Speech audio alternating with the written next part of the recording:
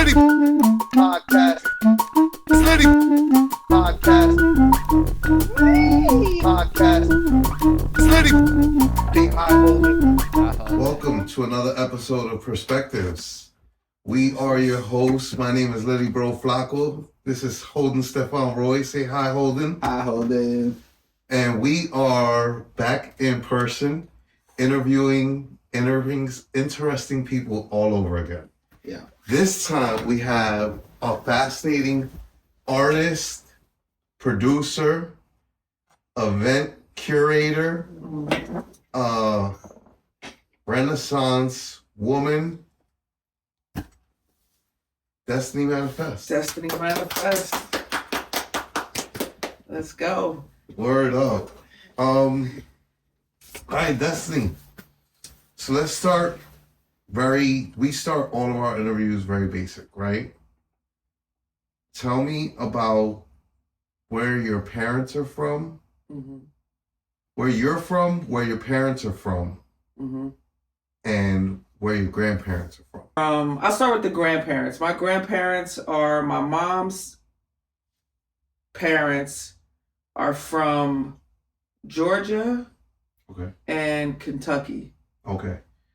My dad's parents are from Alabama and West Virginia. Word. So my grandparents obviously then migrated to Ohio, and then my parents were born in Ohio, and then I was born in Ohio. Word. What part? Yeah, Columbus, Ohio. Word is So that's like Bow I was Wow. gonna say Bow Wow's from Busy Bone is technically from Columbus, but Word. moved to Cleveland. So you and that's got how Busy we joined. Bone Thugs and Harmony. Right. But yeah. Word. So you're Yeah. from Columbus. Yeah. And now you live. Yeah, so I moved to New York at the end of 99. Word. So I've now lived in New York longer than I've lived in Columbus. Word. Yeah. You're a New Yorker. Yeah. For sure. Yeah. So we going on like 26 years. Yeah. Yeah. Word. If I'm telling my age. Well, Word. all blessings. Each Yeah, one of them. facts, Each facts, one of them. facts, Each one facts. of those years is a blessing. Facts. Tell me about what it was like in your household growing up. Oh man, so it was. That's an interesting question. So a lot of love. A lot of. My mom was like, really into like parties and events, Word. and so it was a lot of music. So you got it from your parents. Yes, for sure. A lot of music. One of my favorite artists is Stevie Wonder. Is my dad's favorite artist. One of his favorite artists as well. He almost named me he almost named me Aisha from Word. because of the Stevie Wonder record when his daughter was just born and he was playing with her and but my mom was like, yeah, nah. Yeah, nah. But my sister's name is Aisha, so she hates that I bring that up. She'd be like, yo, I got your leftovers, basically. Like she got the name I was supposed to have. But yeah, it was a lot of love, and we didn't have a lot. So my father got incarcerated a month before I was born. Word. He robbed a bank. Word. And like his rationale was like, this is my firstborn child, and I don't know, I need to provide and I need money fast. So literally Fastest a month way before, and so he spent, there was 10 years of me not knowing him at all. Not really. I mean, I would visit him and like Word. write him and the letters and that kind of thing. But so that created a lot of instability. You know, but the house was never short of love and entertainment, and Word. music was a big part of that. Word. Yeah. Speaking of music, what were the first songs that you remember before you were in charge? Because, you know, once you hit like preteen, you start picking your own music. Yeah. But before you were in charge of picking your own music, when you weren't allowed to touch the radio and you weren't allowed to touch the records, what were the songs? Give me like at least 5 songs that you remember from your youth, from before you were playing music. You know, the very first song that pops into my mind, it was like Bobby Brown's Prerogative. And I think it was because, like, you know, my moms would play it, but like I was like that kid that was like a rebellious little kid, and so it was like, nah, I do what I want to do. It's my prerogative. Like, so it resonated with me. Right. But that Babyface, a lot of Babyface. Word. At that time, it was what was that record the Babyface had? It was like right when he was kind of like starting off his solo career. Forget the name of it, but Babyface, a lot of Babyface, a lot of do you remember Troop? Troop is another one. There was a lot of those songs. You remember seeing those records in the house? Word. So was it like records? Like how would y'all like listen to music? I mean, back then, honestly, it was cassette. Word. It was cassette. So like your mom would go and like cop all the albums she wanted. Like she was really big into that world. Yeah, and it would just be, you know, like I could picture the old school, you know, with the like the vertical shit rack. with with exactly the rack with all of the. You know, you got your amp. It was all you got your Iowa or Kenwood with the big shouts to speakers Kenwood, on the side. Shouts. You know what I found out about Kenwood? You want to know how they got that name as a company? They were called something else. They're Japanese. Okay. And they were trying to bust into America, and Ken is just the most popular name. Interesting. And then Wood was like. Back then, wood grain was the shit type. Yeah. And so they just named the company Kenwood. That's ill. That's ill. That's ill. Smart. Yo. Smart. Yeah. Shouts to Kenwood. Shouts to Kenwood. Yeah. Okay, word. So you were. So yeah, and Frankie Beverly. Frankie Beverly Amaze. Yeah, a lot of Frankie Beverly. Yes, a lot of that. And even though like, so that was technically before my time, but those records like played. Right. Yeah. Right. Yeah. And like outside of the world of music, like when you were young, what sorts of stuff did you get up to? Like were you into like the comic books or drawing or sports or? Honestly, at that time I was definitely into like Nintendo was it for me. So it was Nintendo, and when I wasn't playing Nintendo, I was outside playing basketball. Like basketball technically was my first love. Yeah. And I would literally be outside from sunup to fucking sundown. My moms would have to force me inside to come inside to eat. Like I love basketball. Like, so for me, it was like between that and then I started writing young. Like I wrote the first thing I ever wrote was I wrote a poem when I was 9. And I remember having like a little journal type thing, and I just fucking wrote like my book of poetry, and I just started writing poetry at 9. And then it just gradually progressed to raps. Right. So then I would just fucking enroll my little friends and shit. Like, yo, let's start a group.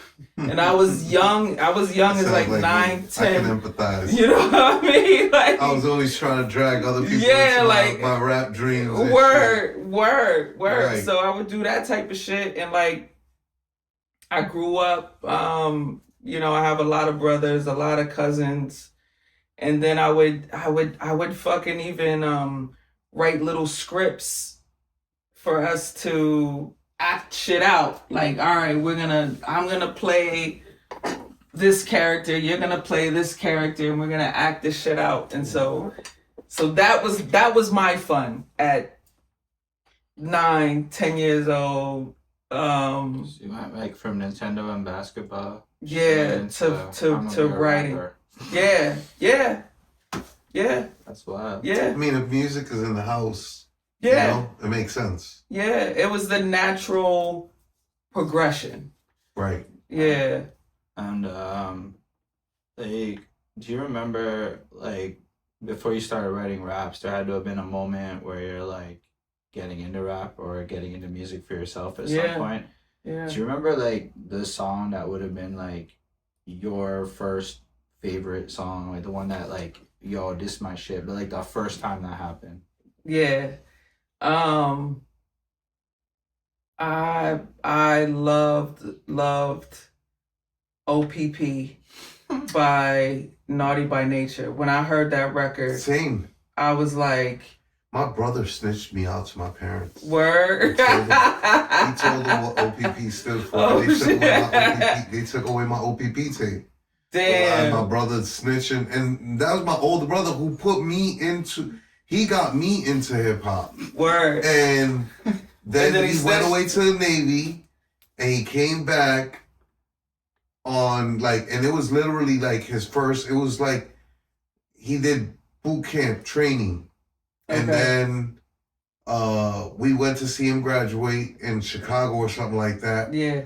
and then Illinois, somewhere like that. And then he got assigned somewhere, and then he came home his first, Okay. like break, and fucking snitched on me. I was like, yo, bro, you gotta be kidding me. What? Damn. And my parents took away my fucking OPP tape. I was wild heated. Like, yo.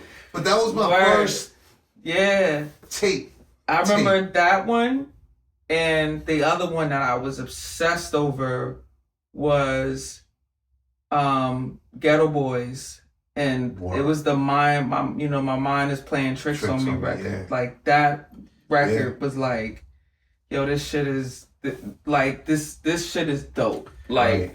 Do you remember how you discovered these songs? Because like nowadays it's wild simple, right? YouTube or the Spotify algorithms or Your social media feed will I'm like- tell you and like you something didn't that you like. grow up in New York where a lot of the people we talk to is the same kind of shit. They Stretch and Bobbito or the homies Yeah. and stuff. But you're coming in like a whole different yeah. So like how did you get put on the music? I just remember seeing the tapes in the house. Like do you know what I mean? Like Word, I just your mother remember had it. hearing, The I just OVB remember it.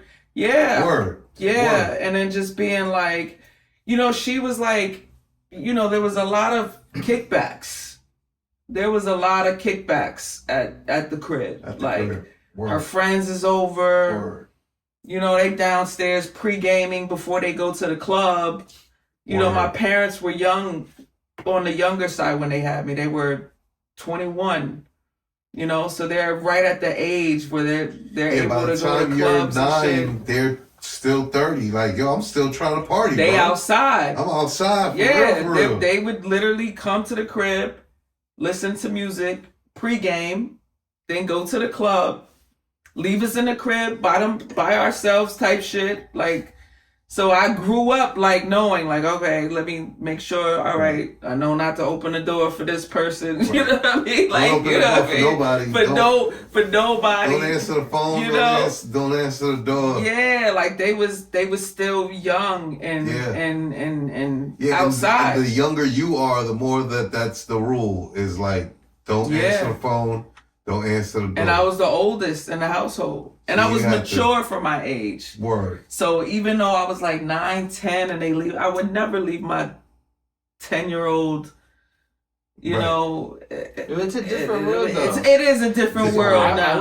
I was watching my brother at 10 years old for sure. Maybe not Yeah. to go clubbing, but like if my parents went to the store for a few hours, like at 9, 10 years old, they're Yeah. like, you're old enough. You're almost the babysitting age. I don't like to brag about it. Well, brag about it is crazy. My parents used to beat me, right? Like physically. Yeah. And I look at it as like, yo, they knew not what they did. Nah. There was no like education like that. They were just doing the same thing that got done to them. Facts. My father got beat, so he beat. Yeah. My mother got beat, so she beat. Yeah. They ain't know no better. They didn't. No. Also, The rules change. I worked with this dude one time who was being forced to do therapy because of child support and his child. Okay. And I guess he was in therapy and he was like, I was telling him about being beaten.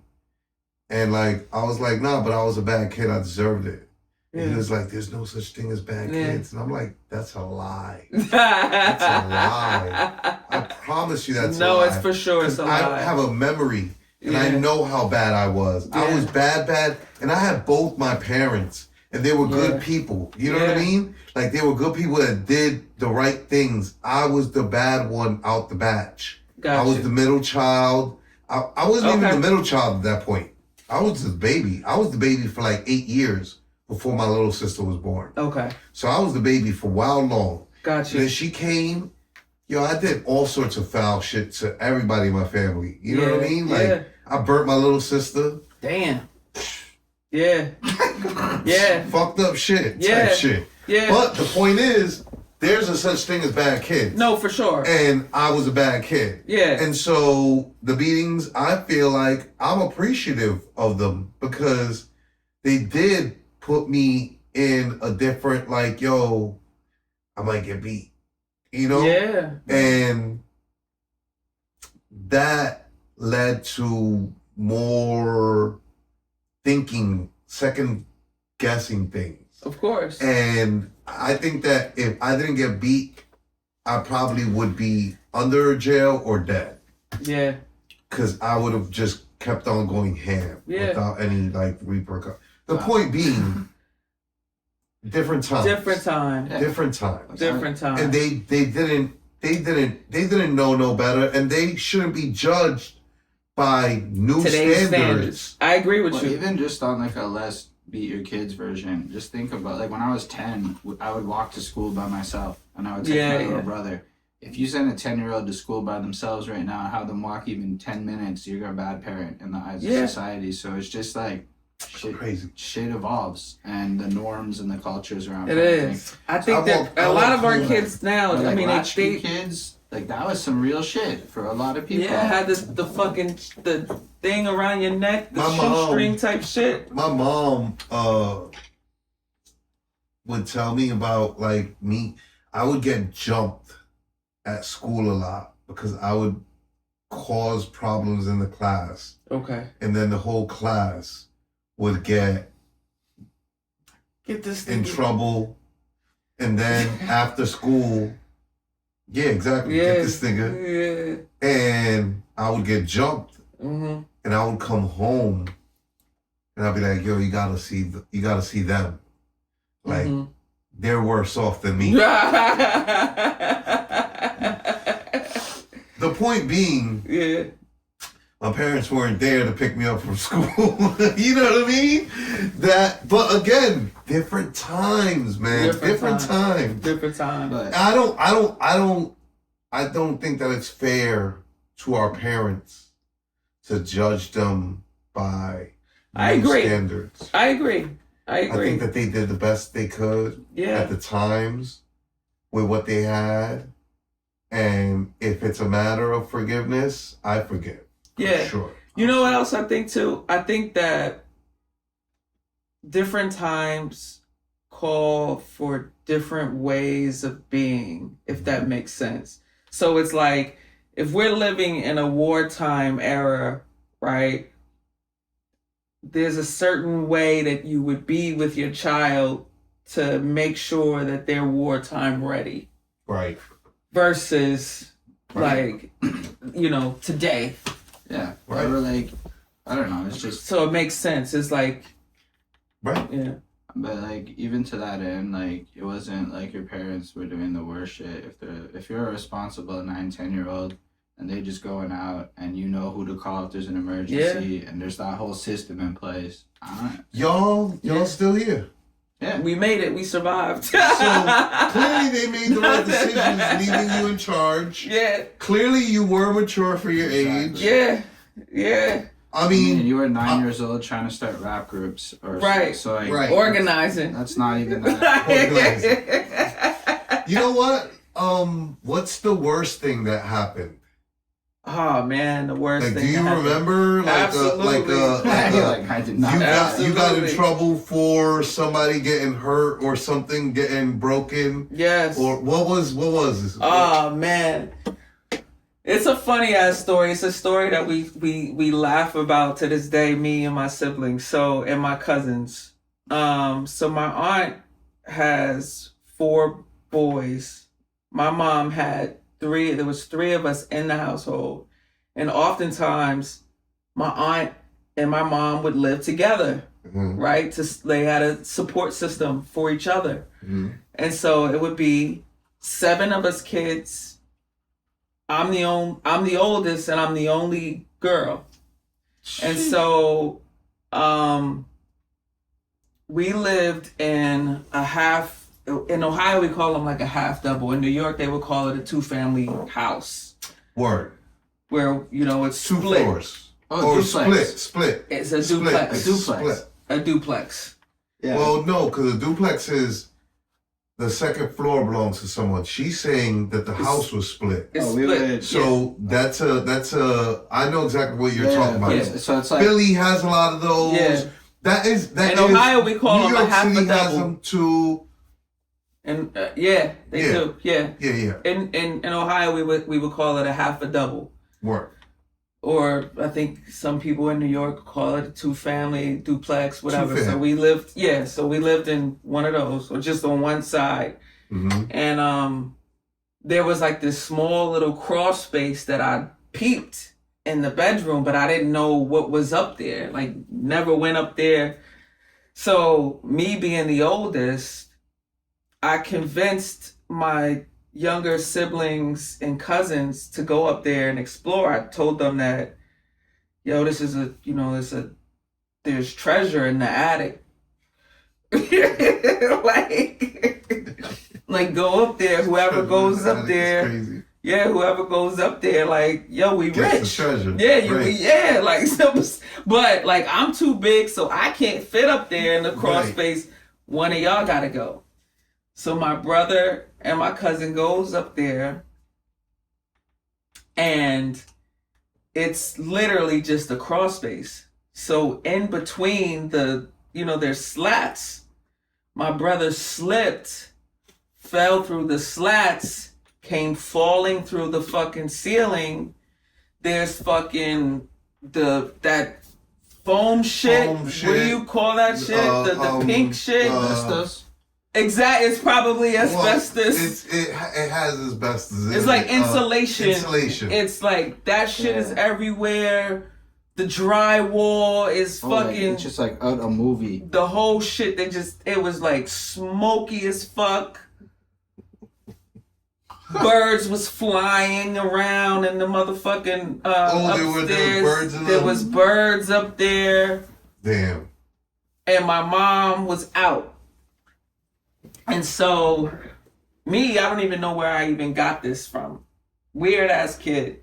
But I was like, we're gonna get a beating when she comes home. Like, it's over for us. We're all gonna get a beating. So, this is what we have to do. We have to meditate. Let's all meditate. And if we meditate, the beating won't hurt as bad.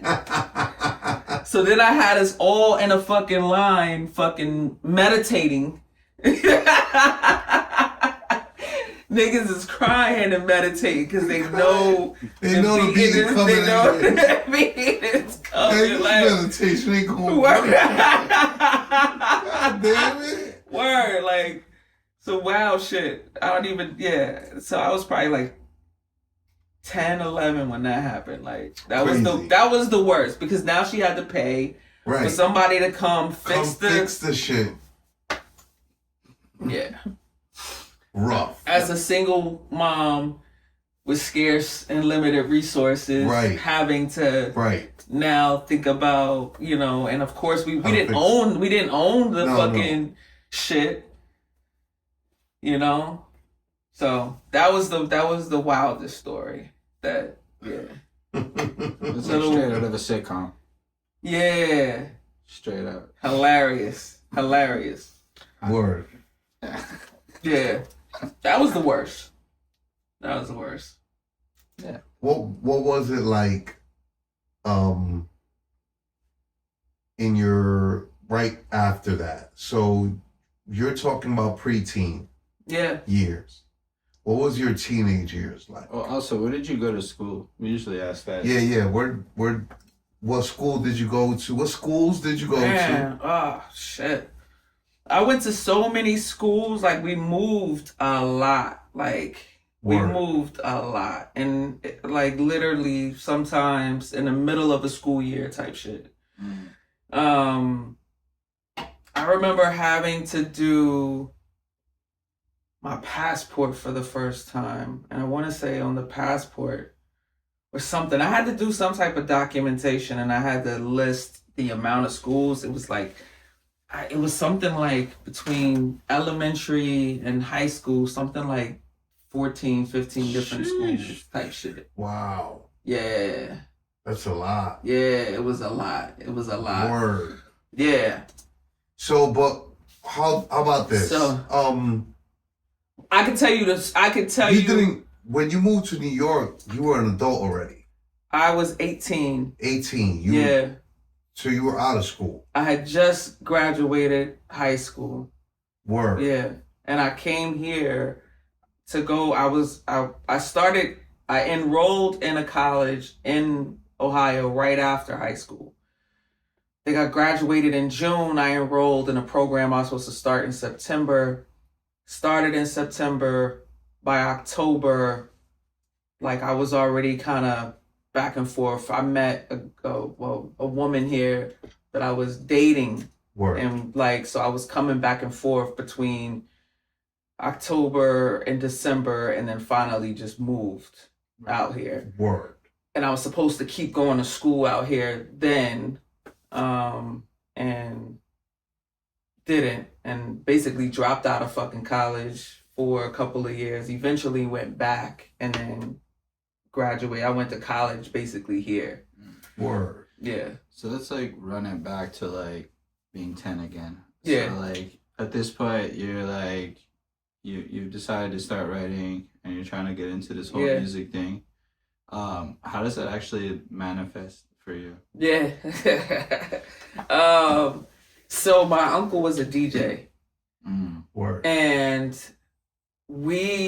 I had my dad at this point. He comes home from prison. My mom and my dad, they try to work it out. It's not really quite working. My dad, he had another son who then relocated. After he got out? Technically, so it's a little tricky, right? So my father he got incarcerated for robbing a bank. Mm-hmm.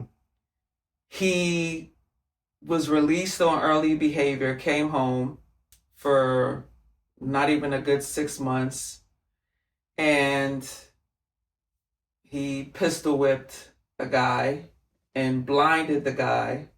The guy, so it was felonious assault. He was technically on paper, so they sent him back for that crime plus the additional time. But while he was in that interim, while he was home for that brief period before he got locked back up, he got another woman pregnant. Word. So that brother and his mom relocated to Atlanta. And so when my dad came home, you know, we took a couple of trips to Atlanta, and my uncle was a DJ. One of the trips, Your uncle on your father's side? my dad's brother. Your dad's brother in Atlanta? He lived, he's in Columbus. He's in Columbus. But we just, at this point, Everybody in your father's family was in pretty Columbus? much in Columbus, yeah. Why did he go to Atlanta? His baby's mom. Oh, she had family. She decided to move to Atlanta. At the time, Atlanta was coming up, and it was like an opportunity for black. Yeah, Black Haven. She was on it early. Mind you, Black Haven. There's wild things wrong with Atlanta, but I mean historically, right? Like even watching a show like Mindhunters. I don't know if you ever seen it, but like it's about the first FBI agents to start studying they coined the term serial killers. Interesting. And they were going around the country like interviewing serial killers. Okay. And then assisting with catching serial killers. Okay. And Atlanta had the most? No, well, I mean, they had a black serial killer, which was like out there murdering black kids, children. Yeah.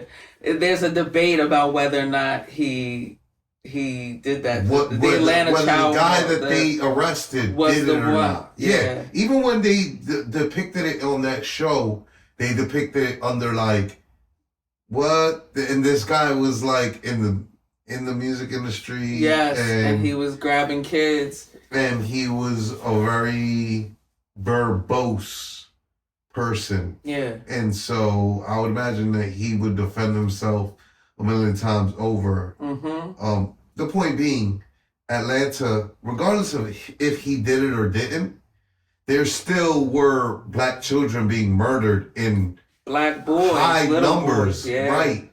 And nobody did anything about it. Yeah. Like, even on that show was depicted as like, nobody cared. Nobody cared. And, I mean, that's not to try to make it seem like I lived in Atlanta. I lived in Atlanta in 2000, going into 2001. Mm-hmm. I came to New York before the towers dropped, a week before the towers dropped. Came back. So I was in Atlanta before what I call the Great Migration of the North migrating going back to Atlanta. Yeah. And so the point that I'm trying to make is I love Atlanta. Mm-hmm. I think Atlanta is beautiful. Mm-hmm. But it's been, same as New York, it's mired in, you know, all sorts of craziness. Yeah. So, but that being said, she moved him down there. Yeah, she moved down there. Like many people did, because it was a black haven, because there aren't many cities in America that are welcoming towards us. Yeah, facts. And so it's one of those things when... and the opportunities were... Like, Columbus is very black and white, but there's like this undertone of racism in certain areas, right? So it's like, I think for her, it was like, you know, I'll go to where black folks are, where there's better opportunities, and that's where I'm gonna go raise my son, my young black son. Right. So he can have more opportunities. So you guys go down on like... So I would go, we would go down there. One of the trips when we were down there was me, my dad, and my uncle, who was a DJ. Or, you know, he still is a DJ. And I'll never forget this moment. Like, it was like a road trip. So from Columbus to Atlanta, that drive it's an 8-hour drive. It's a smooth, pretty straight shot. I remember getting out of the car, you know, the stretch. We stopped to get gas at the gas station. We got out of the car, And my uncle just looked at me and he said, you look like a rapper. He's like, I'm gonna make you a rapper. And I was just always, back then, I'm like in my, I think Tommy Hilfiger, cross color, vibey shit. Like I just had on some fly shit, I'm sure, right? And then it clicked in his brain and he was just like, but little did he know that I was already writing. So I was like secretly writing. I didn't tell him that. And this is like when Chris Cross was popping off of OPP. Popping. So he's like, wait a second. He was like, you look, fucking kid right here. You look like a rapper. And he had a studio set up in my grandmother's basement. Word. And so from there on, and he was also a barber. He still is a barber. How old were you at that time? At that time, I think 12, 13, maybe 13. 13. Yeah, probably like 13. So you've been writing for years, and then somebody gives you an opportunity, and you didn't really start life yet. No, yeah. So then we would just be in my grandmother's basement making records. Word. So that was the first time that I like professionally recorded a vocal. Like he had like a little 8-track setup. Less. You know what I mean? And then it was just like from there, he was a barber and he was cutting this guy's hair, and the guy had just moved to Columbus from New York. And he said, he was sharing how he's looking to manage artists. And my uncle was like, I'll introduce you to my niece. So he introduced me to him and he started managing me.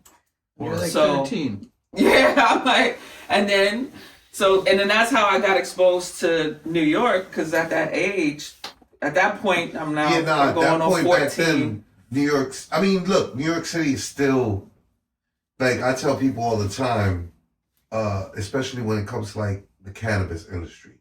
Now that New York is legal, you got wild New Yorkers that think New Yorkers, we think we're the best at everything. That is a fact. And I'm not mad at us for that, because we usually are. Yeah.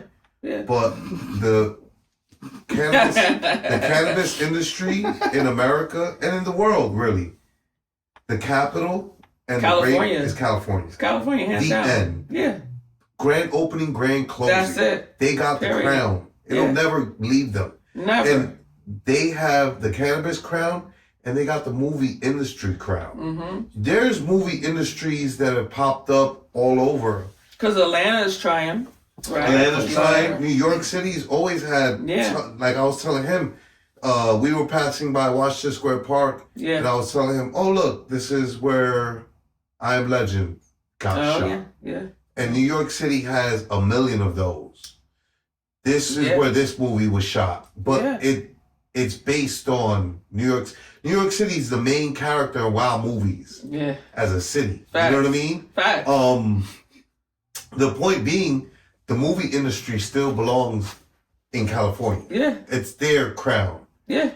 We have the music industry. Yeah. And the majors are all in New York City. Facts. And they'll never leave. Facts. And we forever have that industry. Facts. Whether people like it or not. Even when New York ain't at the top of the heat, like when people were talking about New York, Atlanta taking over and New York not being, you still have to come to New York to do business, to do business, to make it, to get your budget open, all of it. Yeah. You got to come here, not anywhere else. Yeah. So we are, this is our industry heavy. You know what I'm saying? So it figures that back then, especially, your uncle, anybody that he's dealing with in the music industry would be New York based, and then in turn you would have to come. So I started taking trips with my then manager, like back and forth, meeting with labels, meeting with at like what? At like at that point, like 14, so this is like going from 14 to right? 16, Because I was with him from like 14 to 16, this manager. And you said you moved to New York at 99, at 18. So this is like the mid-90s. Yeah. That's crazy talk. So you really were out there. No, that's lit. Like you're out there in like the golden era of hip hop, so to speak, meeting with labels, trying to get signed as a teenager. Mm-hmm. Do you remember at all, before Flacco's question, anything you were rapping about back then? Oh man. It was all over the place. It was all over the place. Like, Pac was one of my favorite rappers at that time. So like a lot of it was like political leaning, or not even political, but more social. So I'm talking about what's going on. I'm talking about one of my first songs that like I recorded and I was like, yo, this is me. It was a song called Black Rain, and I'm basically talking about like growing up in the hood as a young kid, as a young girl, growing up in the hood, and everything that I saw, everything that I witnessed, and everything that I went through personally. So it was like my first personal record. Word. That's deep though. So it was a lot of that stuff. And then once Little Kim and Foxy became lit, then I was rapping, I was popping sexual shit for a minute. Word. But it was always with some social commentary in there. Like, word. Yeah. That's super lit. And were you like allowed to perform at that point? Like in the clubs and everything at like 15? Yeah. So I remember coming to New York and performing, and I forget the venue. But at this point I was probably like 16, and Mr. Magic, so my manager at the time, his name is Idelic. We're still cool to this day.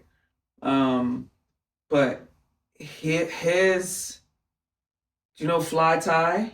Mm-hmm. Fly Tie was his cousin or something like Word. that. So like I met Fly Tie. Industry shit. Yeah. That type shit. And like I remember one of my first performances here in New York was Mr. Magic fucking introducing me before I got on stage to fucking perform, like type shit, which was at the time I was like, I made it. Right.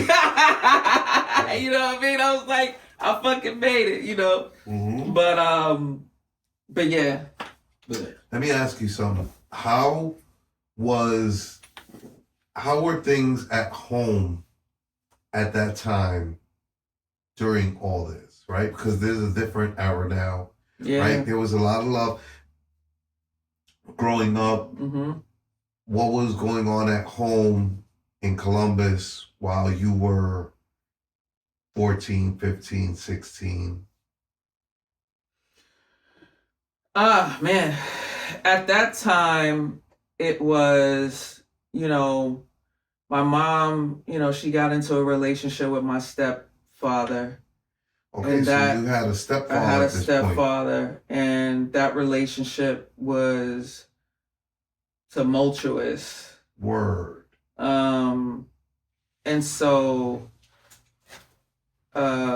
music was a out for me. Outlet. Word. It was an out for so it became a critical out for me, because Word.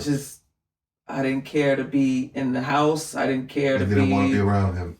Or just like I loved the guy. It was a lot going on in the household that I just didn't want to, like, I just fully immersed myself into music shit. So every fucking thing was music. I stopped playing basketball because I was just like, I need to put all my energy into this music shit. And at the time there was no WNBA. Right. So right. Basketball felt like there was like a cap. There was definitely no, I'll be the next Lisa Leslie. Yeah. There Or was Cheryl no Lisa Swoops. Leslie, Cheryl Swoops to None look of that up shit. to be able to even think that was a possibility. Yeah. What did they even have women's basketball in They the had Olympics? college. In the Olympics? College, right. I don't remember if Right. they were in the But it Olympics definitely at that was time, never. but If definitely, they did, I tell you this, I don't remember seeing it on the TV. I don't remember seeing. So- I remember feeling like, damn, I love this shit, but like, I can't do anything with it Right. at this point. And Right. music then started calling me, and then I was like, no, I'm gonna make it. I'm fucking it. I'm throwing myself into this music shit, and that's Right. just what it is. Listen, let me tell you something. I had opportunities with fashion. Like, I had the head designer at Nautica, David Chu, the head designer at Nautica, trying to get me to design at Nautica. And I threw that opportunity away because I wanted to do music that bad. Yeah. Music is just, sometimes it's that scratch that can't be, that itch that can't be scratched enough. It's that everything. Look, I was telling, the other day I was in the Twitter spaces, I was talking to my brother, Polly, in his spaces. He was asking me how the show went. Oh, yeah. And I was telling him it went well. And I was telling him what I told Rye that night when Rye was talking about wanting to perform again. Where I was like, it's a high. It's a high. And then sometimes, like when we performed a dance song, there was like a loud, like, oh. Hell yeah. That is rarefied air for artists in New York to get that type of reaction. That is a fix that I couldn't get out of live performing the way I would get out of battle rap. Okay. That's what made me love battle rap so much. Gotcha. Would be that, Yeah. and that shit would have me like, bro, that's all I need. That's all I need. Like, what are we talking about? There's a fix that, and that battle rap early led me down many. Battle rap and music used to, before battle rap, before cannabis, and before gin. I think gin might have jinxed battle rap. And like people started thinking after gin, because he flopped and because cannabis flopped, that battle rappers, mind you, cannabis was never an actual battle rapper. Right. People but they thought that his rap sounded so battle rap like that he was a battle rapper. They did. And he was never a battle rapper. Yeah. And he wasn't built for battle rap. Yeah. And Jin battle rap and got on through battle rap, but he wasn't taught how to make music. And then that derailed the possibility for battle rappers to make it in music. But I never even followed battle rap, and even I knew Jin's project like flopped, and it was like that widespread that it was like anybody that talked about hip hop knew that, and it was that mentality that battle rappers can't make music. And it was, it's not true. Yeah, I think here's what I'll say. It's two different skill sets. Completely. So it's like battling is a different art form completely than being able to make a song. Absolutely. Some people can do both, and some people can't. It's kind of like Iron Solomon was telling us, like when he's in battle, like he can't do battling when he's making music. And yes, absolutely. I can tell you that, like, famously, like I remember, I don't know if we talked about this when we interviewed him, but I remember him leading up to the only battle that's questionable in his record, which is his battle with Mook. And I remember him being at that point in his career where people really thought he was going to be the next Eminem. And they were looking at him like, yo, music. like you've already done enough for battle rap. Oh, okay. Music, it was the music. And he was focusing heavy on the music instead of that battle he had going up with Mook.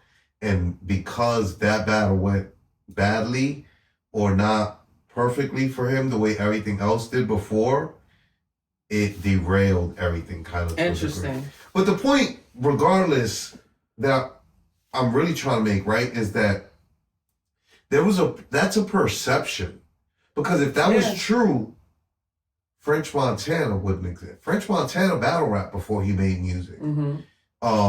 Meek Mill battle rapped before he made music. It's just that nobody attaches that stigma. The stigma that Jin, the stink that Jin's album flopping put on battle rappers never has left. Even though there's been battle rappers that have made it since. Yeah.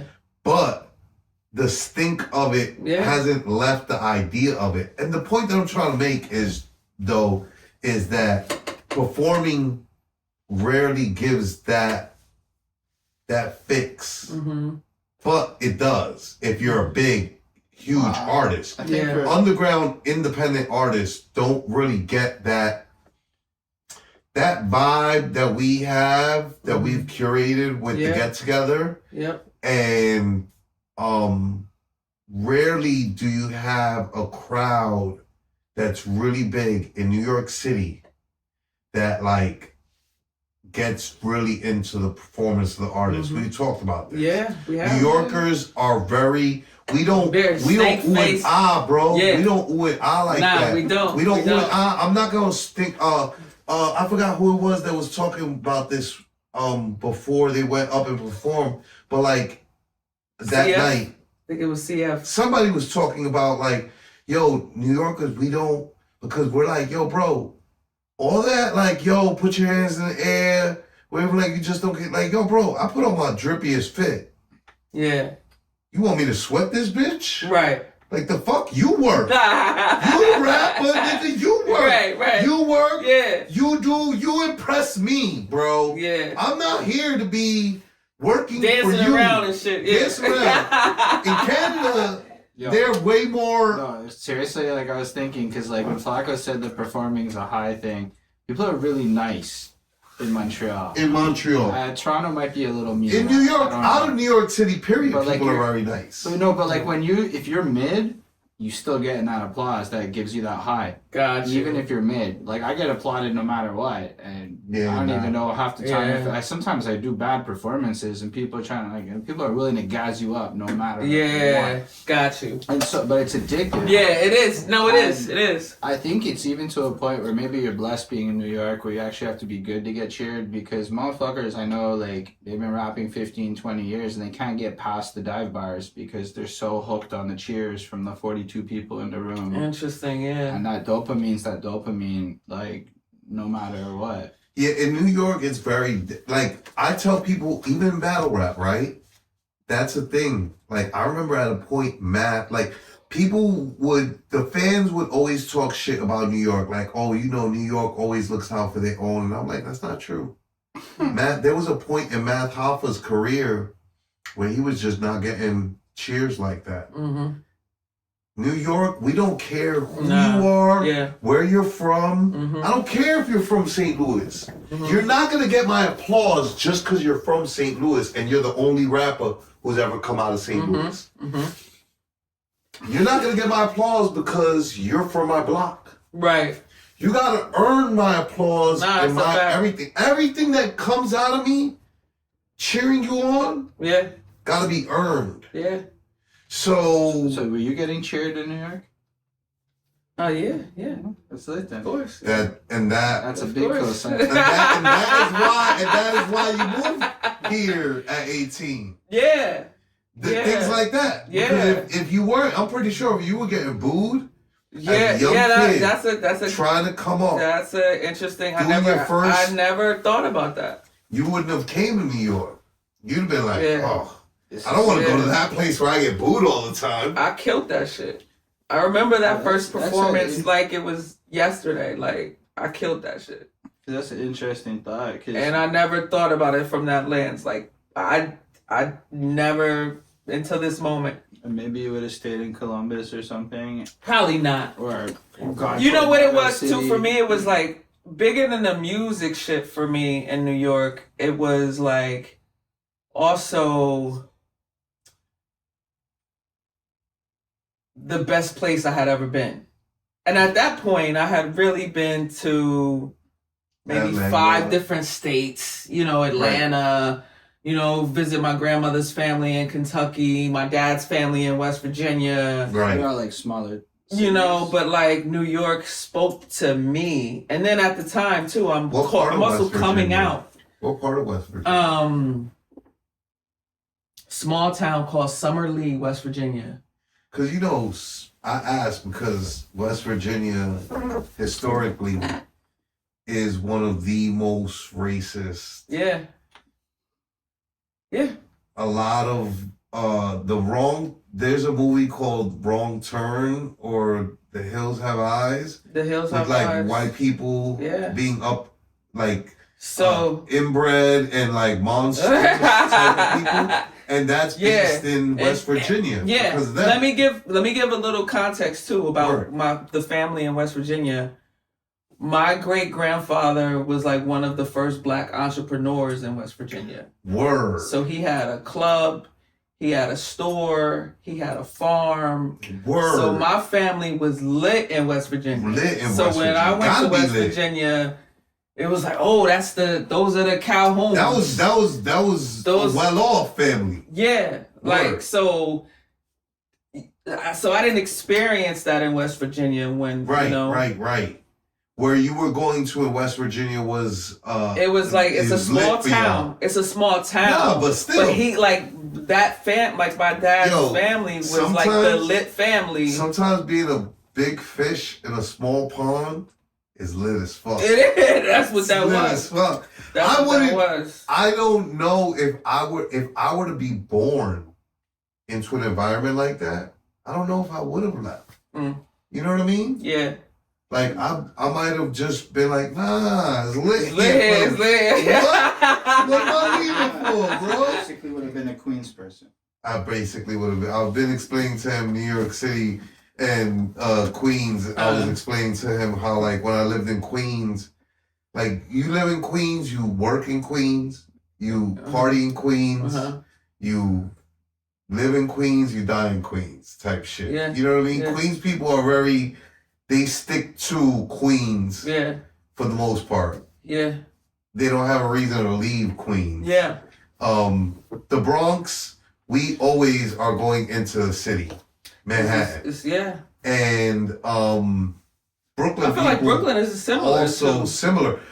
Brooklyn don't like to admit it, but Brooklyn and the Bronx got more in common than any other boroughs have in common with each other. Mhm. Maybe the next most would be Queens and Staten Island being so much residential homes. Yeah.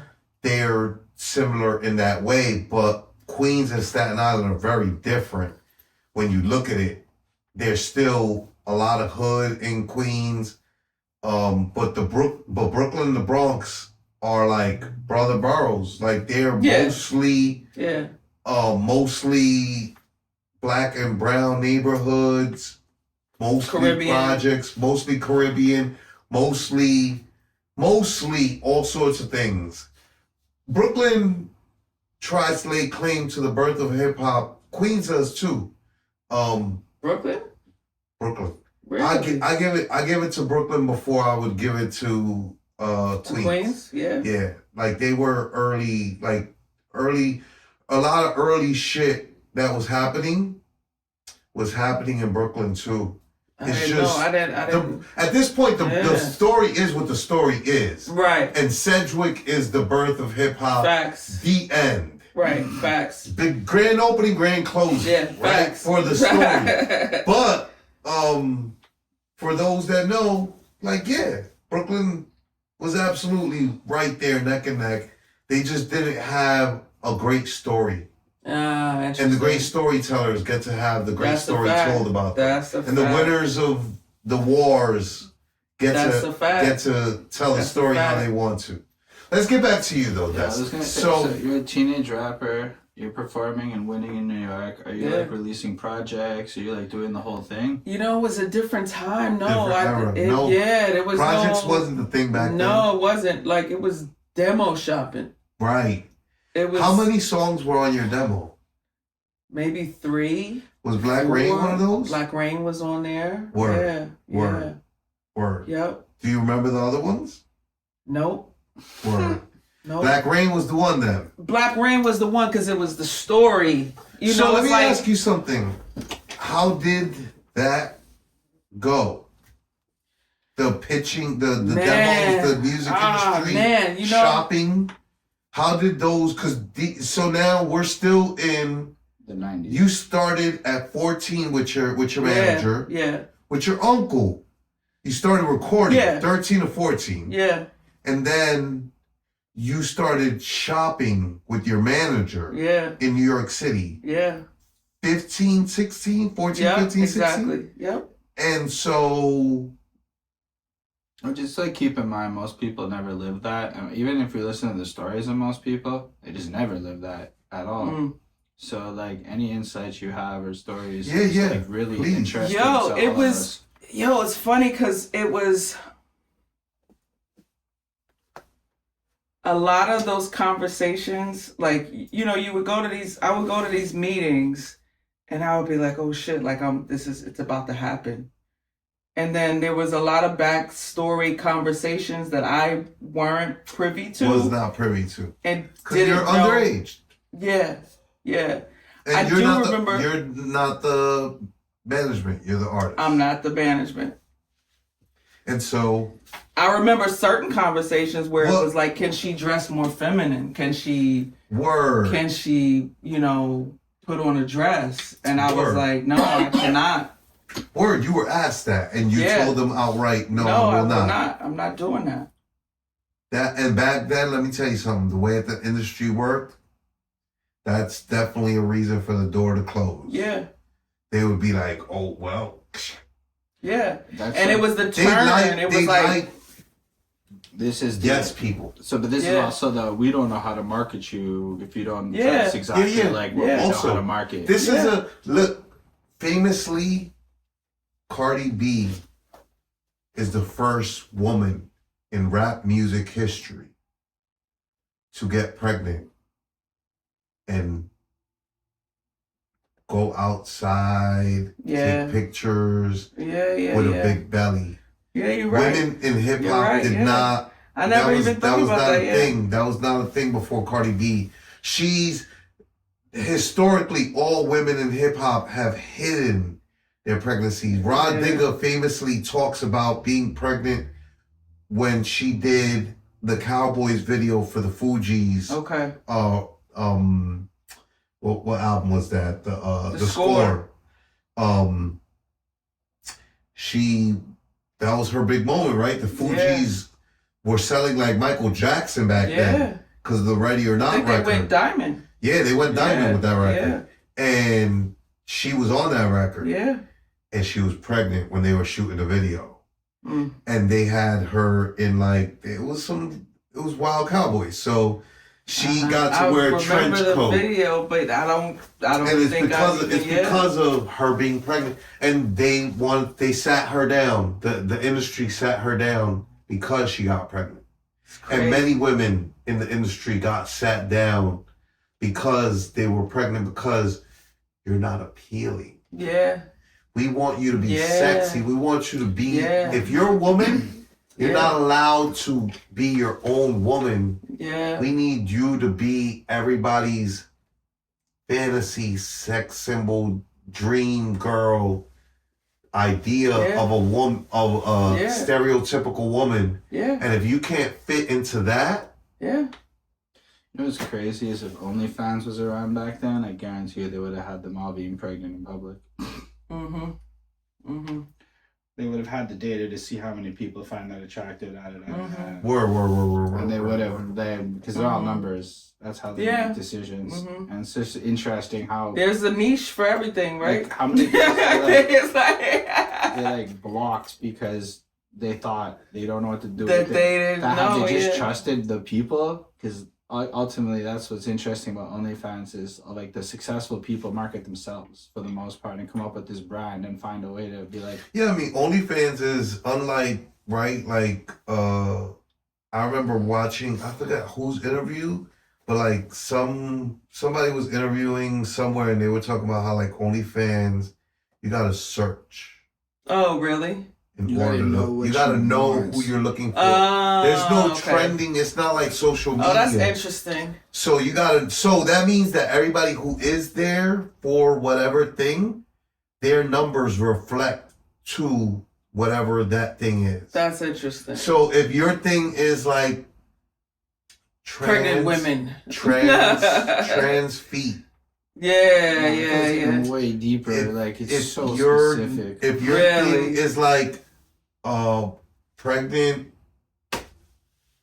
women fucking white. It's Ginger. surprisingly less of a porn site than people think for how you sell it. I follow a podcast where it's like interviews with OnlyFans people and how they do their marketing, and it's really like a seduction game. But like you find that no matter who you are, really, somebody's gonna want you, and a lot of somebody's will want you, and like it just kind of reformatted, I think, a lot of how That's interesting. people put themselves out, because you could just be yourself, whoever you are, and whatever you look like, and a lot of people want to bang you, is what OnlyFans showed us. 'Cause some Wow. of these So, people are like, really? But The yeah, point they're killing being it. though, right? Like women were in a different place at that time. Yeah. Yeah. And so tell us more. What other things did you hear? It was mainly that, like can she be a little bit more feminine? Can she dress a little bit more feminine? Can she wear this? Can she wear For you to have been at such an early age Mhm. cognizant Mhm. and It's rough. ready to say no Mhm. to being in a city like New York, Mhm. which you were not from, Mhm. right? Right. That shows a very strong mentality Mhm.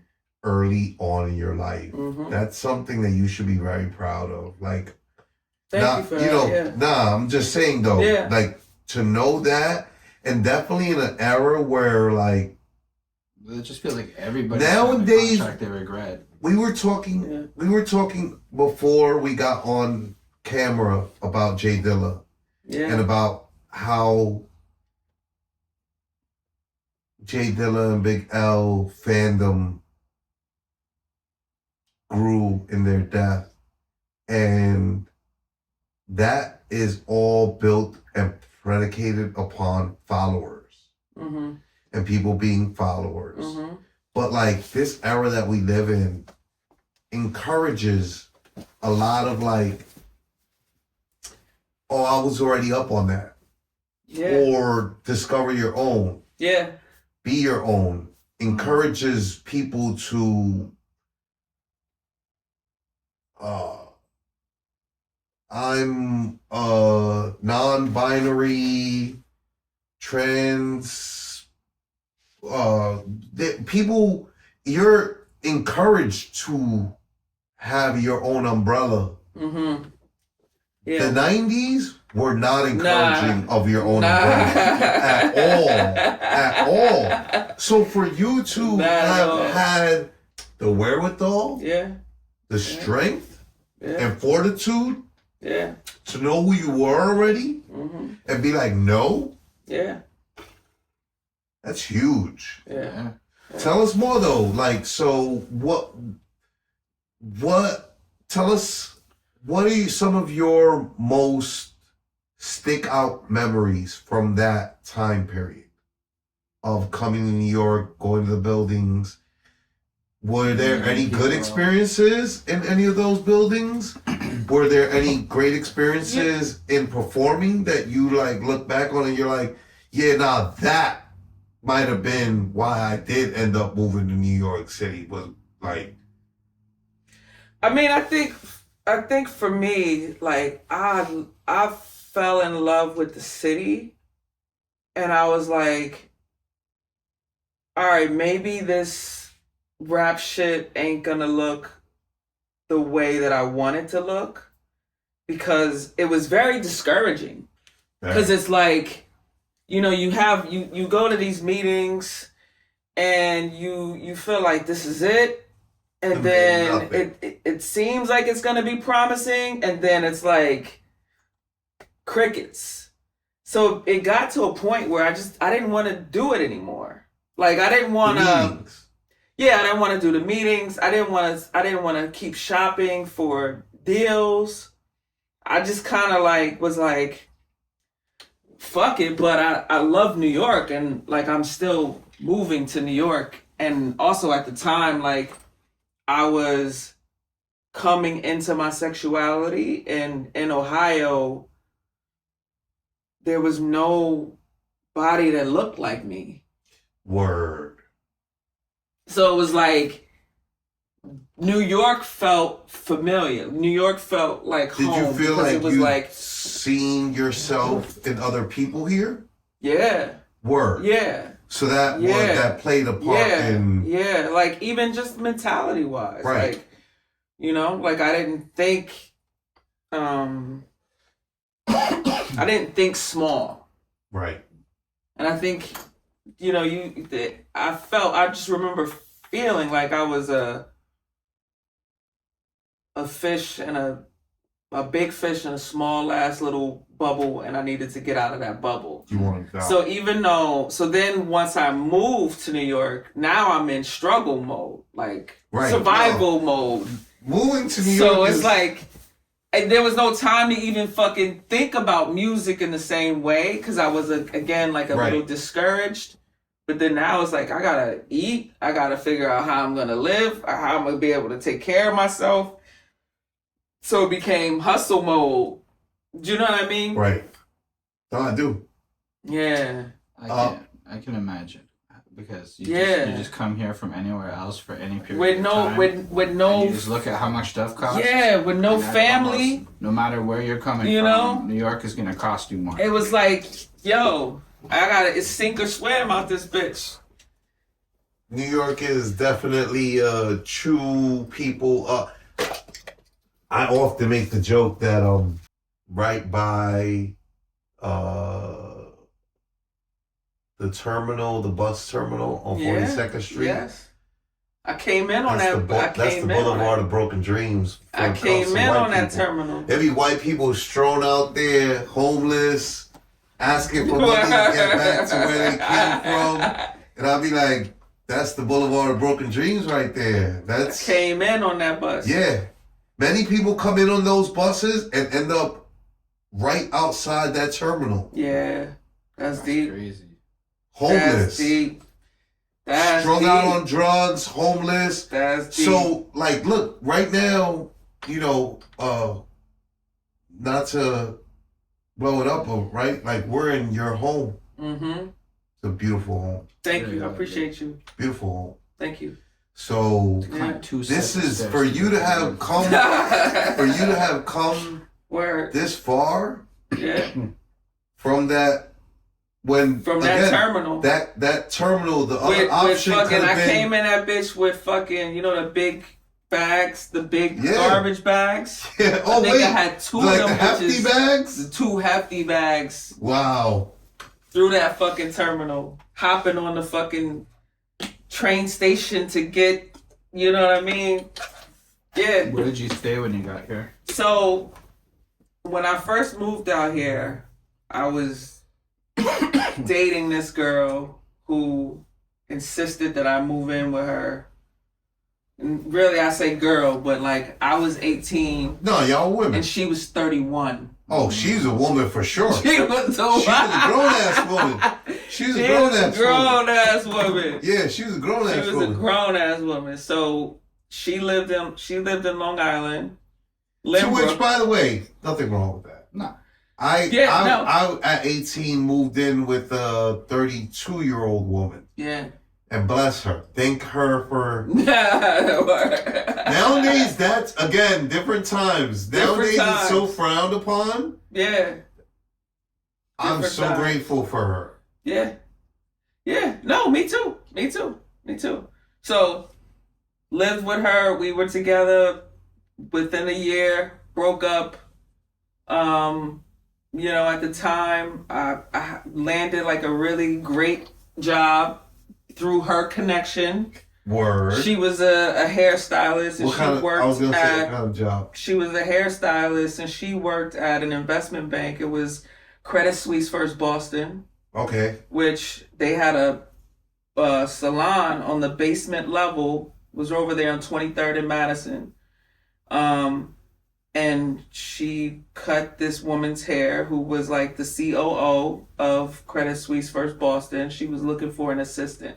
So I started being her assistant working at that investment bank. At an investment bank? At this point, so 19, that was your first? My first real job. 9 to 5? First real job, yeah. So probably making like 50 grand at 19 in New York City. In the year 2000. I'm assuming that's good, though. No, that is very good. No, it was very good. Very good. I can tell you, look, for perspective, I was making more than, look, born and bred in the Bronx, my friends out of high school did the same thing many New York City kids do. McDonald's, and I was like, I'm too good for that. I was like, I'm too good for that. Word. And I went into Manhattan, and I got a job at Macy's. Nice, yeah. Well, I worked in the music industry. I worked at Macy's. Yeah. But then I ended up my first real job working in an office, and I was making 32 grand a year. Mm-hmm. Around the same time. Yeah. And that was like, back then, that was good. Way more than anybody in my neighborhood. And matter of fact, I was making more than even my friends that would come into that industry because I spoke Spanish. So everybody else was making 30 grand. I was making 32. Because you're bilingual, so I spoke Spanish. Yeah. So 32 was still less than 50. Yeah. She was making very good money. Yeah. Very good. And blowing it. Blowing it. That's what you do at that age. That's what you do. That's what you do at that age. If you don't fuck it up. Fucked it all the way up. Fucked it all the way up. Hell yeah. Fuck it up. Yeah, I was in clubs. You don't learn how to deal. I was in fucking Nels and everywhere. Sneaking in spots, like. Right. All right. Because I was too young to get into 21. places. But my girl was 31. You know what I mean? So we would like, she'll flash her ID and I'll just sneak in right behind her type shit. Like, right. Hope they don't card me. Hope they don't give me too much. I left my eye. Yeah, I left my eye. Damn. Like, I'm with my girl, like, Yeah. So it was a great fucking time. It was a great fucking time. Tell us more about the great time. What was it that made it such a great time besides more of those? More. Yeah, like just fucking just living the fucking dream. Like I'm at this point now, 19, making good money at this investment bank, which was a whole other fucking world to me. Like I would go out with my coworkers at the investment bank and everything would be expensed. Right. They'd send us home and fucking we'll go out after work, drink at bars, eat at the nicest restaurants. Everything is fucking comped on the corporate American Express card. Right. Fucking wouldn't even have to get on the fucking train. They'll call a private car to send me home from, at the time I moved to Jamaica, Queens. Word. I was actually living in the same building with DJ Coco Chanel was living in my building. Oh, word. Yeah. I lived in Richmond Hill. Okay, yeah. A couple neighborhoods away from Jamaica. Yeah. So that's why I was telling him what I said about Queens. When you live in Queens, especially that deep into Queens, you live in Queens, you party in Queens, you work in Queens, and you die in Queens. Yeah. Because that's it. Yeah. You're not going nowhere when you're that deep in Queens. Yeah. Yeah. Word. So it was that. It was fucking going to like the best restaurants in New York City, the best bars in New York City, most of it not being on my dime. It just felt like, yo, this is it. This is the dream for me. Right. Like, you know, like I at that point now I'm fully out of, you know, not that I was ever in the closet. It was like, all right, this is right. Nah, I mean, if you you know, were telling but it was them you're like- not willing to wear a dress, yeah. So you it already was, knew who you were. yeah. So it was just, man, it was yeah, it just felt, had a fly ass fucking apartment in Queens, my first apartment. Everybody around me is like, yo, how many roommates do you have? I was like, what do you mean? And that was like a foreign concept. Right. You know, it was like, because it was unheard of. You're 19, you have your own apartment, you don't have a roommate, What? you have a terrace. I definitely had roommates all the way up to like 22, You know, like 23, 20, 23, 24 almost. Yeah. I think. I had never roommates had a roommate. Yeah. Like, No, that's but lit. it was lit, and then I Yeah. went from there. I lost there after 9/11 happens. I lose that job, and then through my, you know, by this point she's my ex-girl, but on some real lesbian shit, you stay friends with your exes. And so she connected me, you know, her sister, I was cool with her sister. Long story less long, she was cool with Mike Tyson's sister, Word. who needed an assistant. So then I became her assistant. Mike Tyson's sister. Mike Tyson's sister assistant. So Word. now I'm in all the lit. lit parties. Word. Nah, I imagine. What? You know what I mean? So I was like, Wait, we're what working did at the Mike Tyson's investment. sister do? Was she like Yo, she did PR. public relations? Yeah, she did PR, and like she would That she is would crazy. yeah, Mike Tyson. yeah. Literally, I was just talking with the bros at the bar the other day with that Holden was there on Tuesday night. And we were talking about Eddie Murphy's doc. It's a dope doc. And we were talking about Mike Tyson. Yeah. And I was talking about Mike's era after. We were talking about pay-per-views, being boxing pay-per-views. Yeah. And Now how like it's- there was an era where you were scared to miss because the fight would end. Seconds. Mike was the king of 6 seconds. 6-second Knockouts. knockouts. And that was also around the era of I'll fuck you in your ass. Yeah. I'll make eat you your my children. bitch. I'll eat your children. Which is a public relations Yeah. nightmare. Yeah.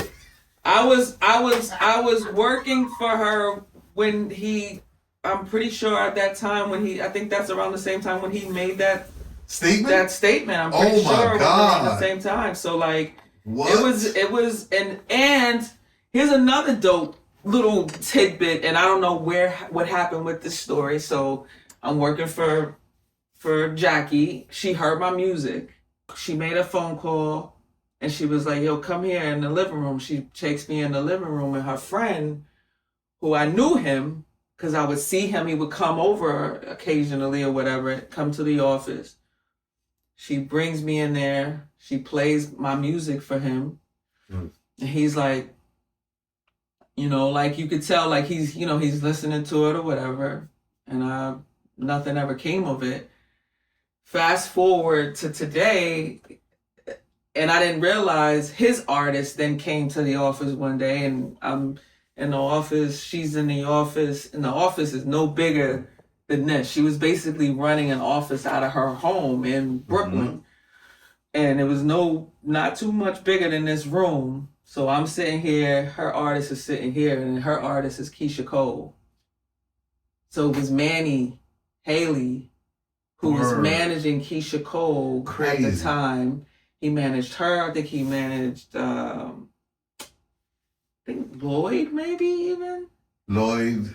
I think he might have managed Lloyd at the same time. Word. But yeah, So little did I know, she was really trying to look out. She heard my music, Yeah. thought the shit was dope, played it for Manny was her man. Like they were mad tight. Like, That's crazy. and Keisha Cole, this is before Keisha Cole popped. And she was in the office and like I'm sitting like this with her. And she's talking about her music, the whole shit. Right. Like I didn't, then boom, next thing I know, see her on the fucking, I'm like, oh shit, that's, whoa.